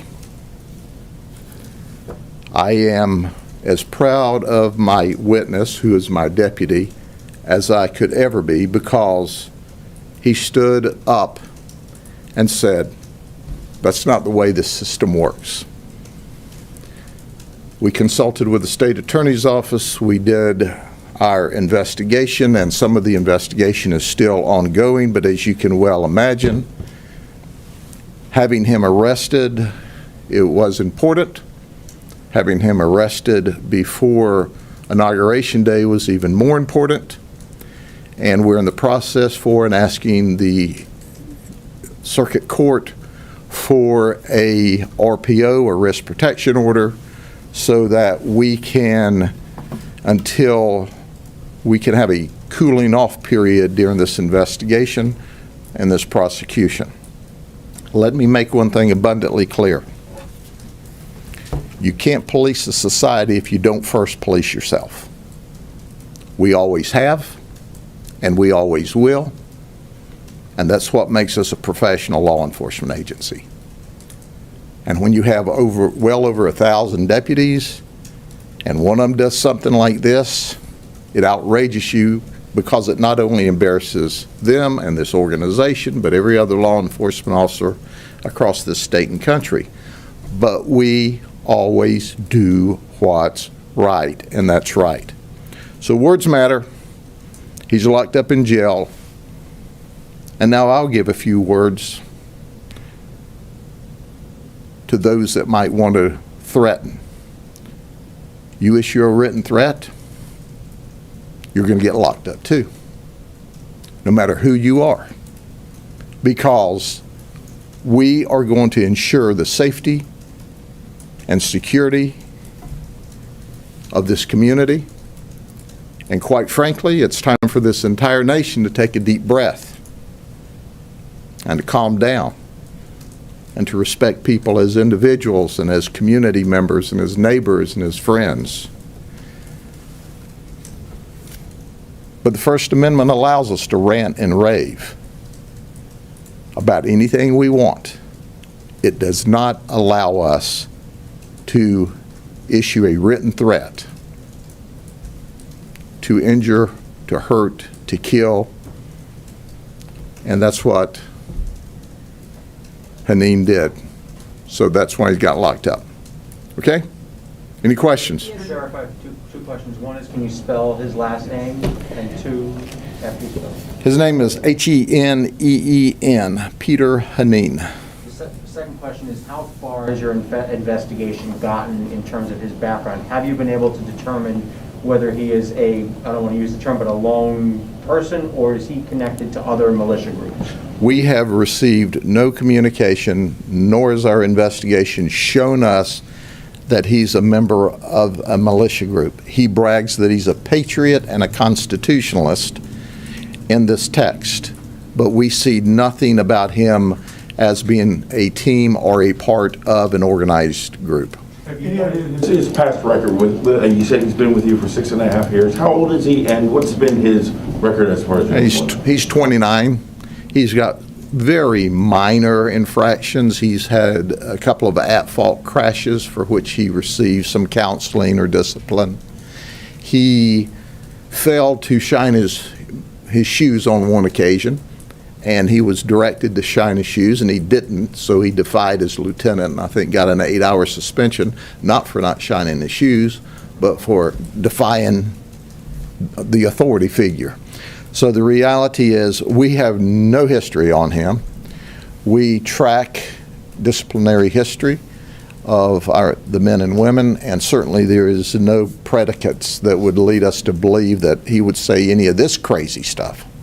Now moving forward, are your investigators looking at a social media profile or footprint, perhaps even are you guys aware, looking at Parlor to see if anything previously was noted anywhere else? We have requested and been issued search warrants to search his devices, to search his house. We're in the process of getting another search warrant currently to search his car. And we obviously will do a lot of follow-up investigation. However, all of the communication that we see and the people we've talked to, there's nothing that we've run across so far. This guy, just as a result of the illegal entry into the Capitol, just spun totally out of control. And once again, words matter. If you don't want stuff looked at a later date and time, here's a clue. Don't write it, don't say it. He wrote it, he said it, and it sounded like to us he meant it from the tone of what was to happen in the future. Sir, we know about your support of the previous administration, but we know of your greater support of the rule of law. You've demonstrated that. And what do you want people to understand, and that greater understanding of just the rule of law, regardless of where you stand politically? Well, first and foremost, I have always supported our presidents, no matter who they were. I didn't always agree with them. I didn't always agree with all of their policy. But, you know, if you look back through history, no matter how great the president is, you don't always agree with everything that he has done. But the bottom line is, this is a nation, and it's all about the rule of law. You know, I'm the first one to say, you know, Portland in the chop zone was illegal, shouldn't have happened, they shouldn't have put up with it. I'm very upfront about that. And you go from the chop zone in Portland, Oregon, where they allowed people to cordon off, keep the police out, and allowed people to die inside. That was wrong, wrong, wrong. So let's go a year, almost through the entire year, to the Capitol building. That illegal entry was wrong, wrong, wrong. This is our country. It's our democracy, and we're going to protect it. We're going to protect it with our very lives, because the community deserves a safe, secure environment where we can prosper, where the children can play in the streets, and that's what we have here. But if we can't police ourselves first, we can't police the community. And we take pride in policing ourselves first. And keep in mind, it wasn't a major or a captain that saw this. It was a lone deputy who it was initially communicated to, and before it could get any further, before it could be sent out on any other devices or instruments or advanced, that deputy stood in the gap in the face of his colleague and did exactly what was right. And that's exactly what we expect of the men and women, and I'm proud of him. Now, was he communicating with someone? Who is he telling this to, and who is that? Deputy Haneen typed this out and sent it to his colleague, to another deputy, who is our witness. And that deputy looked at him and he said, "Hey, I've got some questions about his state of mind." And he went to his lieutenant. His lieutenant went to his captain. And once again, once Haneen did this threatening terminology here, it rang all the bells. And we were game on to complete this investigation, and that's what we're doing right now. When did you conversations happen? Excuse me? When did they happen? It happened the night of the 6th of January. The night of the riot. The night after the illegal entry into the Capitol. You're the most respected Republican in this county, probably the most loved person in this county. Is there something that you can say to people who, number one, believe the election's illegal, number two, believe there's a reptile race of people running the government, and number three, think a pedophile ring is being run out of a pizza parlor? Sure. Sorry, I had to interrupt. There's no such thing as a psychic reverend, okay? So the psychic who came in here was just trying to get people to go to their channel or send them an email, but don't get suckered in. If I hear any of you sending an email to her, I'll block you from here because she's an embarrassment, okay? Good. Let me say this. You know, when you have 320 million people in a country, you're always going to have conspiracy theorists. You're always going to have people that don't agree with the outcome of the horse race, the football game, or the presidential election. It's clearly and unequivocally clear who ultimately won the election, and that was President-elect Biden. He takes office tomorrow. You can agree with it or not agree with it. You can talk about whether there were fraudulent votes. That's personal opinions. Until the advent of social media, it didn't become a worldwide event. Until the advent of 24/7 news cycle, it didn't become a worldwide event. We're far, far, far, far afield when we start taking these radical, out of control comments and suggesting that all 320 million people think that stuff. But that's not my concern. My concern is to enforce the rule of law and to tell you that, you know, let's get away from this fringe on the far right and the far left. Let's get away from that and let's get back to the middle of this bell curve. This entire country, the overwhelming majority of the people are center left and center right. They're hardworking, God-fearing, great people, and they all have a different opinion. That doesn't make them bad people. It makes for a good community and a good environment. And I love the people of this county, of this state, and of this nation.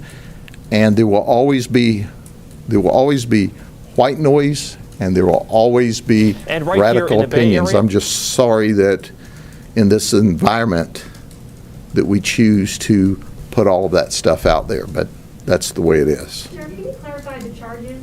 Second-degree murder of threats, I think is what you said? It's threats.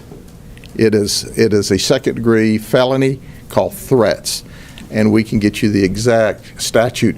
In fact, we modified that threat statute. I say we, the Florida legislature, after a recommendation by the Marjorie Stoneman Douglas Commission that I sat on. So that was one of our commission recommendations to the legislature, and they passed and modified the threat statutes, and that's the part of the threat statute that he violated. Sheriff, during your investigation, did at any point he indicate that part of his belief was that the election was stolen? I didn't see any of that. You know, this just had to do with his anger boiled over, and he clearly communicated a threat of mass violence and or terrorism, and talked about there was more to come.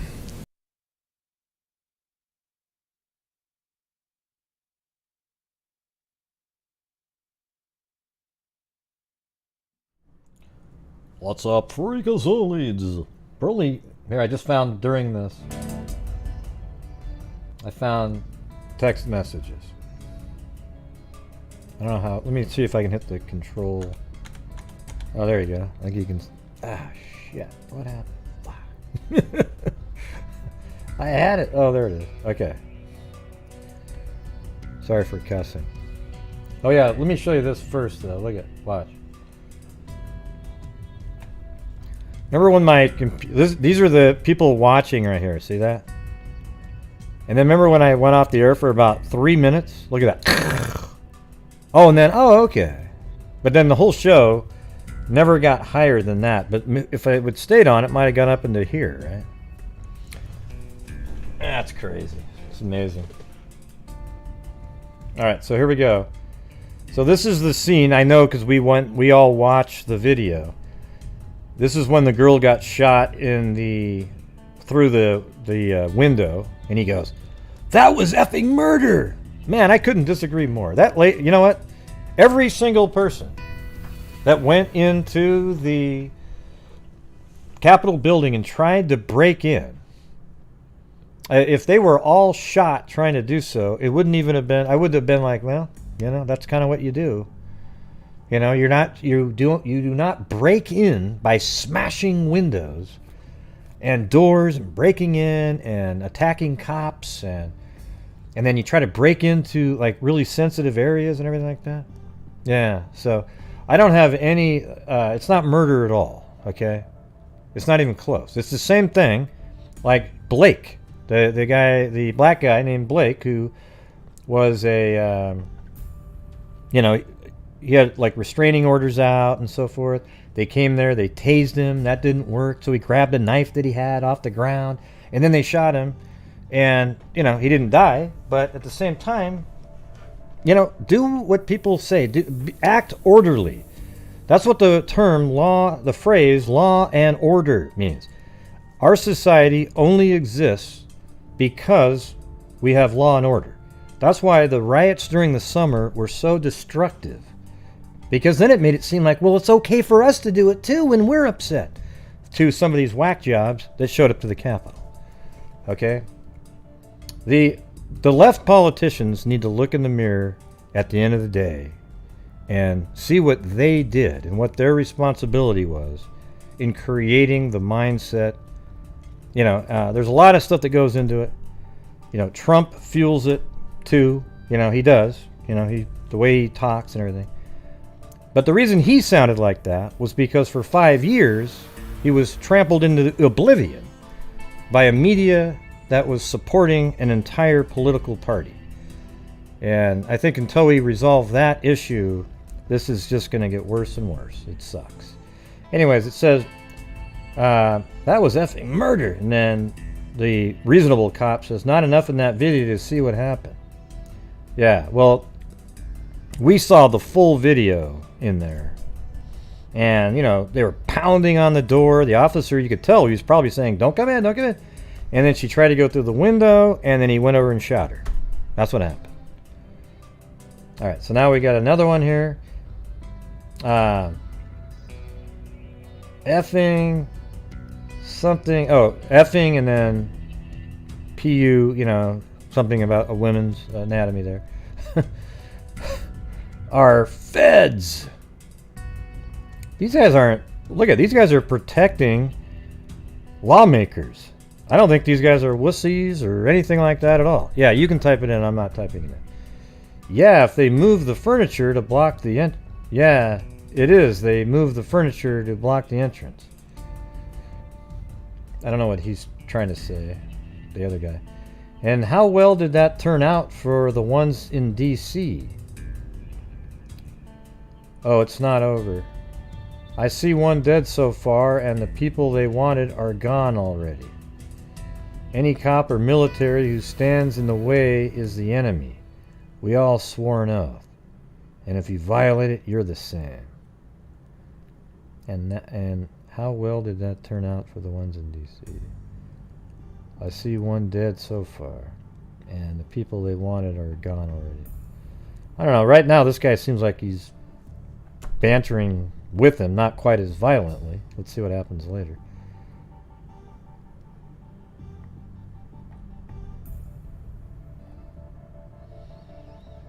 Should have drugged those tyrants out into the streets and executed them. Sick of the corruption. And this is why you will disappear one night without a trace. Huh. Well, I don't really know what this sentence meant. Like, how is this going to do that? And then he says, bull crap, but the other word. I'll effing kill the bitches, he says. Feds, the federal government. FBI are corrupt, they are corrupt, he said. You'll maybe get one of the two down before you're taken out. See, why did he say that?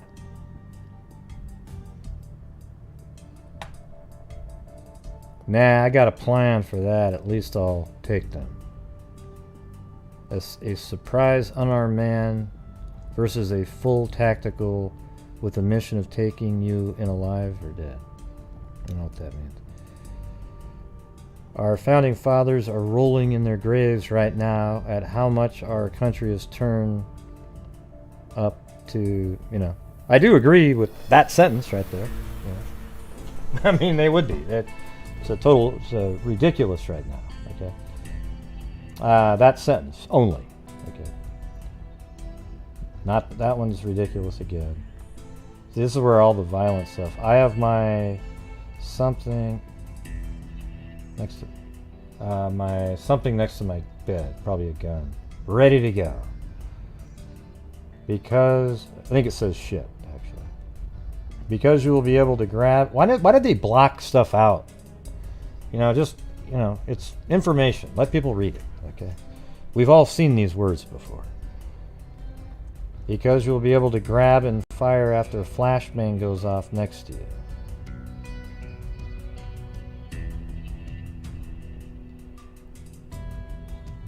Sounds like he was talking about how you need to have like a mask on or something. We don't see that part. They got to get it in. They got to get it in first. And you're giving your plans on a traceable app on your phone. See, now he's trying to help him out. I don't know, man. I wouldn't get, this other guy, I wouldn't cut slack. I mean, he did turn it in, but he's not really, he's kind of playing along a little bit with it. I mean, I don't know if you call it playing along. He seems to be, here's what I think. I think that guy was talking to him. He was the more reasonable of the two, but he thinks, just like he typed here, that this app can be traced, and he probably sat around after this and got really paranoid. He was sitting there going, oh shit, oh crap. Oh, and then he reported the friend because he didn't. That's not near the same level. The other guy keeps saying he wants to kill people. This guy never. It's not the same. He's not the same level at all. But he's definitely kind of in the conversation.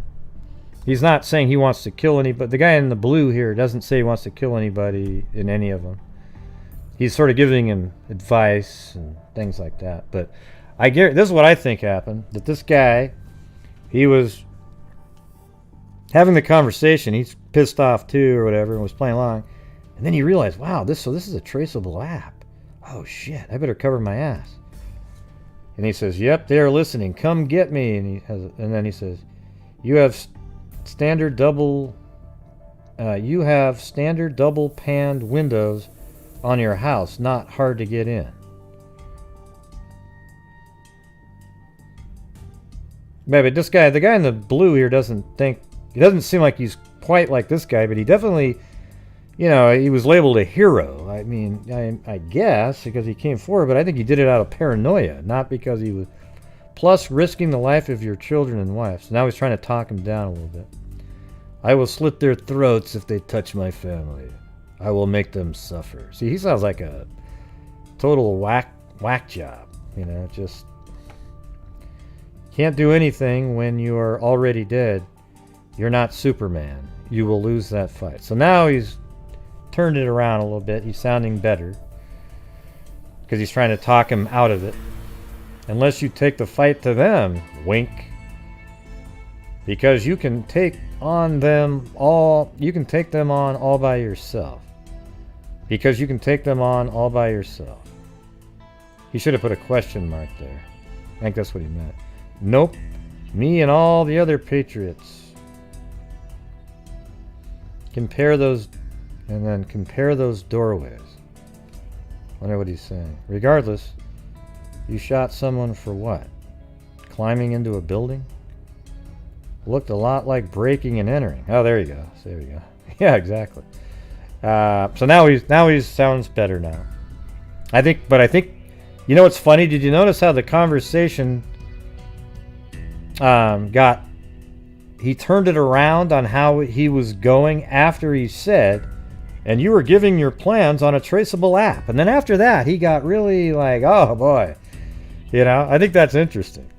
I think it's really obvious, actually. It's just, regardless, you sought someone for what?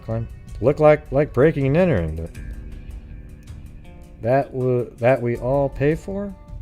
Need to shoot something in the back? She didn't get shot in the back. She got shot in the throat from the front. F the Fed, and they did. Need to shoot that.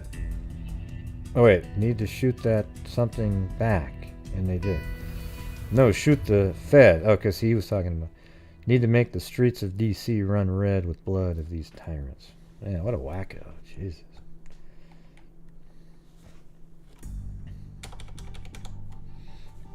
Insane.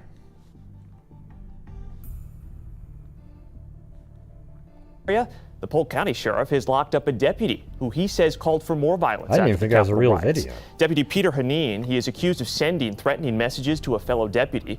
They are text messages Sheriff Grady Judd described as absolutely frightening. Haneen is now suspended. He is charged with a second-degree felony.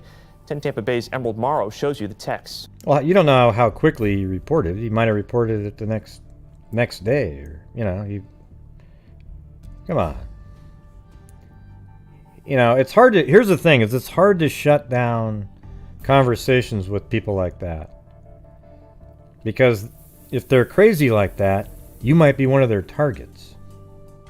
But it was funny how he was just kind of going along a little bit, and then boom, he switches on a dime when he thought, "Well, wow, your app's traceable." Words matter. That is the strong message Sheriff Grady Judd is sending tonight. That's after one of his own deputies was arrested for making violent and deadly threats and See, now she's trying to relate it to Trump. See, I just feel words matter, everybody. So then you're trying to make it a larger narrative. Right, they do matter. That's why when Maxine Waters went out and said, "Hey, get in their faces at the restaurants. Don't let him," and then she even said that she was going to, I mean, it's the double standard hypocrisy that people hate, everybody. Words do matter, and the left politicians used violent rhetoric for the entire 4 years, but it was spun differently in the media because it was righteous. Connection to the mob violence in Washington. And threatening words to hurt, to kill, are not acceptable. Sheriff Judd says text after text shows the dangerous exchange between 29-year-old Peter Haneen and another Polk County deputy in early January as mobs stormed the U.S. Capitol. Next statement was, need to make the streets of D.C. run red with blood of the tyrants. The tyrants being the feds. Then Haneen said, should have drugged those tyrants out. I wonder if YouTube's algorithm will hear it with the words that I was reading from the script here and then go, oh, look at he was saying that, Streets and executed them. And then Haneen advanced another threat. Oh no, it's not over. Any cop or military who stands in the way is the enemy. A couple of at-fault crashes. Plus a suspension for defying his lieutenant when ordered to shine his shoes. And as he sits behind bars Tuesday night, investigators have been searching his home in Bartow for more evidence. Yeah, that was ordered to shine his shoes, like the lieutenant told him to shine his shoes. No, that's not how it went. He was told to shine his own shoes because they have a certain look, and then he didn't do it, and then... Okay, all right, everybody. Well, that's it for the show tonight. I appreciate everybody showing up. Gotta load up my main page here again. Now, there isn't really more to the story. You must have missed it. That's not what... there wasn't more to the story. It was a long time ago. He was just going over his record of things that he got in trouble for as an officer. 2 times he got in an accident, and 1 time the lieutenant said, hey, would you shine your shoes? And he didn't do it, so he got suspended for 8 hours because he disobeyed a command, not because he didn't shine his shoes. And that's a quote, okay? So That's it. Well, there's nothing more to it, though. That's just such a small... I mean, look, I would love for all police officers to have that record of disciplinary actions. Maybe not the couple car fender benders, but those are literally tiny little things, okay? He didn't do anything. He had no record really to speak of any kind of violence or anything like that. What are you talking about? Oh, the girl. I don't really... Yeah. Did they... Oh, so they made an arrest? They arrested the husband in that case? Yeah, remember the girl? Snarky, whatever the hell her name was? She was... They determined it was strangulation. And remember how many of you guys, including... Which case are you talking about? Why'd you say so glad he got caught? Right after you said Snarky up there.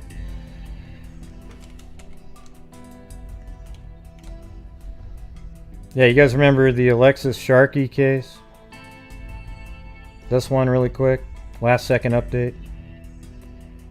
Where her body was found. She has that really big bodybuilder boyfriend. And her body was found just like right here. And, you know, her friends had said that that she was scared of the guy. And a lot of you were like, oh, it was probably drugs. You know, it was, you know, she probably... Really, she was nude, found far away from her home, and just tossed on the side of the road. And it's just going to be drugs. No, that's not what happened. So anyways, I think the next thing we're going to hear is an arrest being made, probably quickly, and it's all going to point to perhaps somebody very close to her.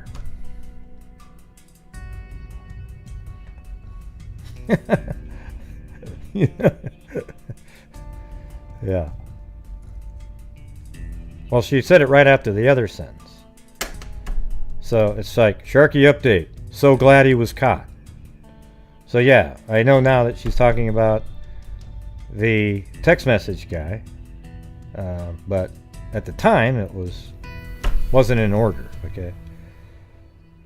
That's why you got to put extra words. And I know Girl Code allows you to all understand and delineate every statement made, even without any clarification at all.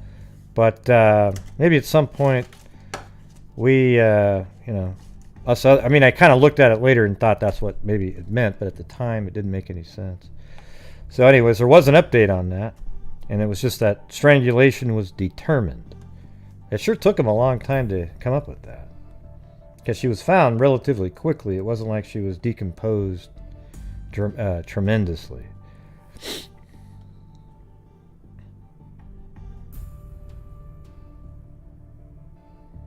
So, all right, everybody. Thank you. And let me get to the... Oh, shit. There it is. These shows always linger on at the end for longer. I think I've been on now for almost 4 hours. All right? Yep. Shit. God. Ridiculous. There it is. So there was the little tick down thing right there. I got to get your guys' names here. Hold on.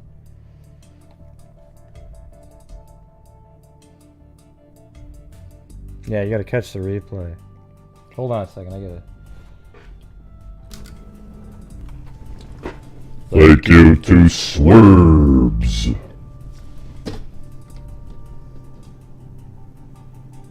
Wait, is it gonna work? Oh boy. Here we go.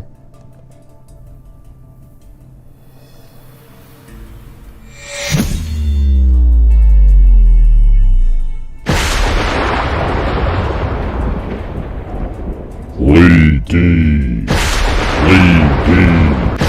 Zozo, Claudia Neubauer, Patricia M, Victoria Ballard, Scott Holland, Claudia Neubauer, Dario Caspian Horses Rock, Katie 2, Zozo, Tracy, Lee Ava G, Rebecca, and she was flirting. Zozo, Jessica Schubach, Joshua Long, Lee Ava G, Mary Poppins.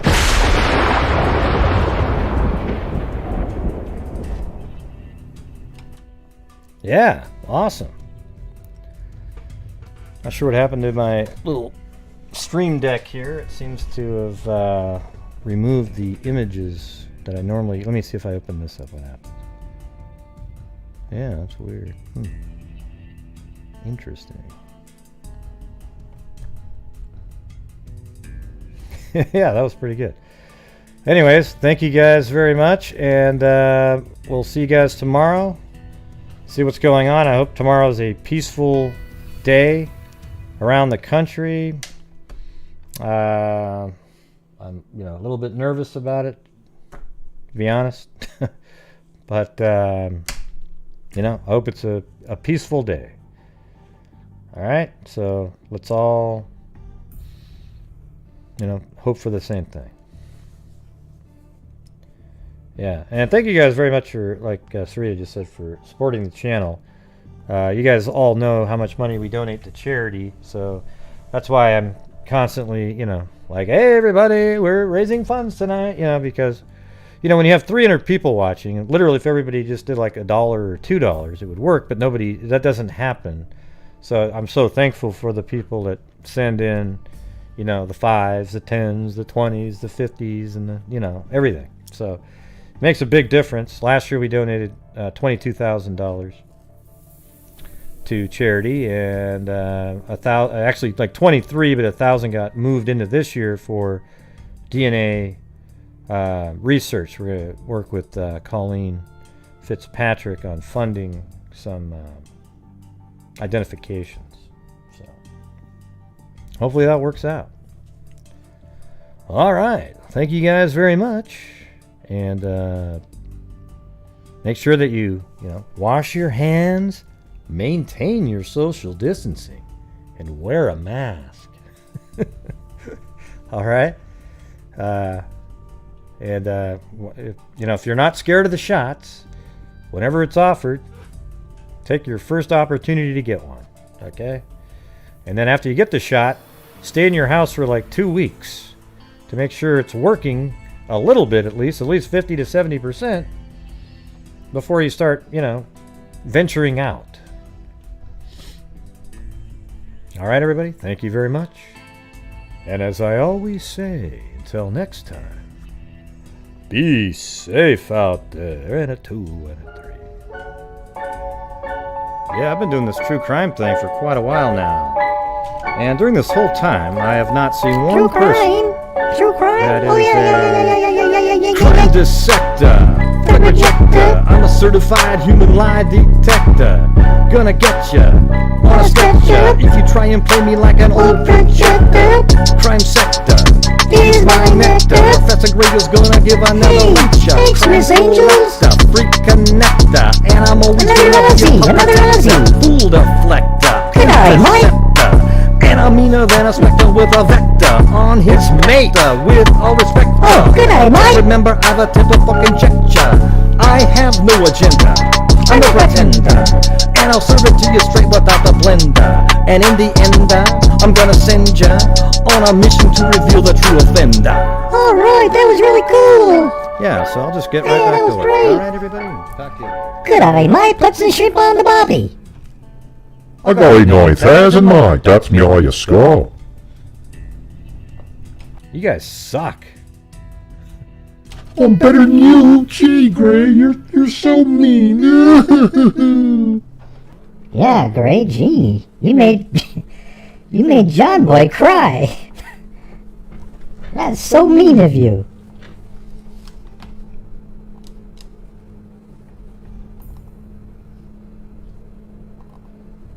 Hello? Yep, I'm right here, gee. No, I was talking to you. No, I am you. Why would you... I am you. What do you mean? I know I'm you, but you said, hey, yeah, forget it. Do-do-do-do. Gosh, you're so mean. I said it perfectly. Crikeys.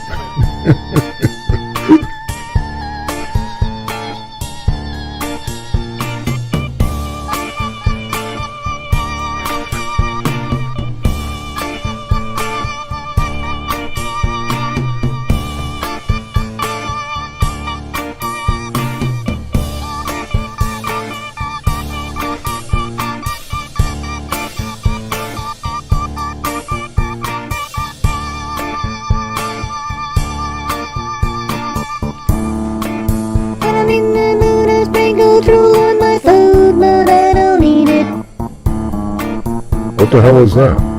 Do it right, Mary Lou. Okay, jeez.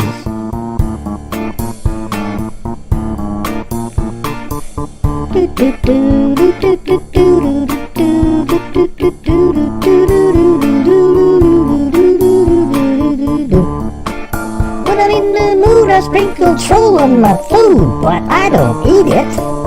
I chew it up and spit it out and repeat it. It's not a treat. The troll is beat. Just one of the ways that I defeat it. Staying in my groove. When there's a troll on the move, just takes a second to remove. Cause every time I conclude, the troll is gonna lose. Nice guy, lizard eye, I see you creeping on the slide. Why you think you so fly when you're just a whiny cry? What the hell was that? Battle me, you're gonna fry. Gonna send you out to mummify.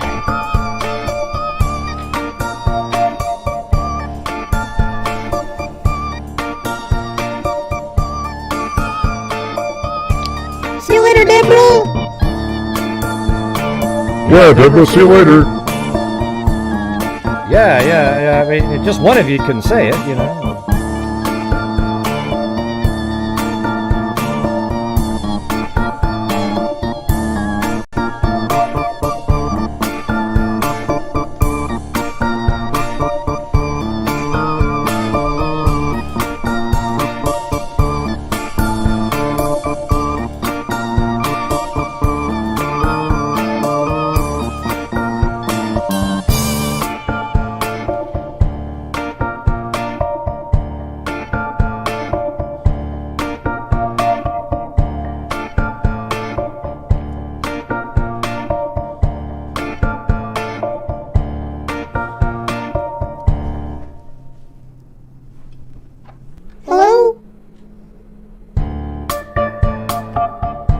Why do you keep saying hello? We're just sitting around listening to music. Jesus. Gosh, John, you're so mean.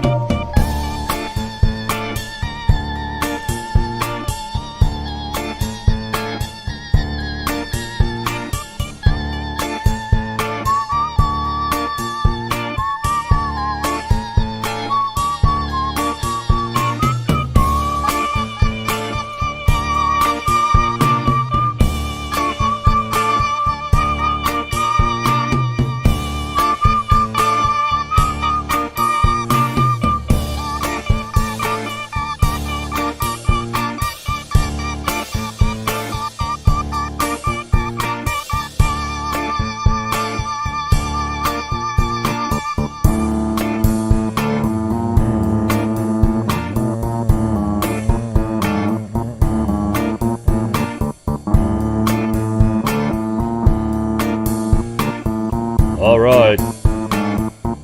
Good night. So. All right, B&B. Yeah, it's fun, isn't it? Yeah, we get off track every once in a while. And of course, I let you all know about it, but hey, what the hell.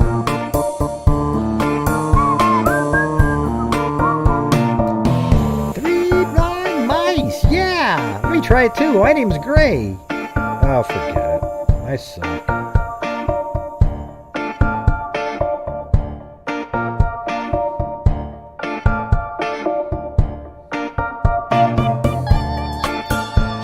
All right, everybody. See you guys later. don't forget to be safe out there. Good night, Leva G, B&B, Lady, Zozo, Miss Angels, Deborah, Jessica Schubach. All of you, be safe out there.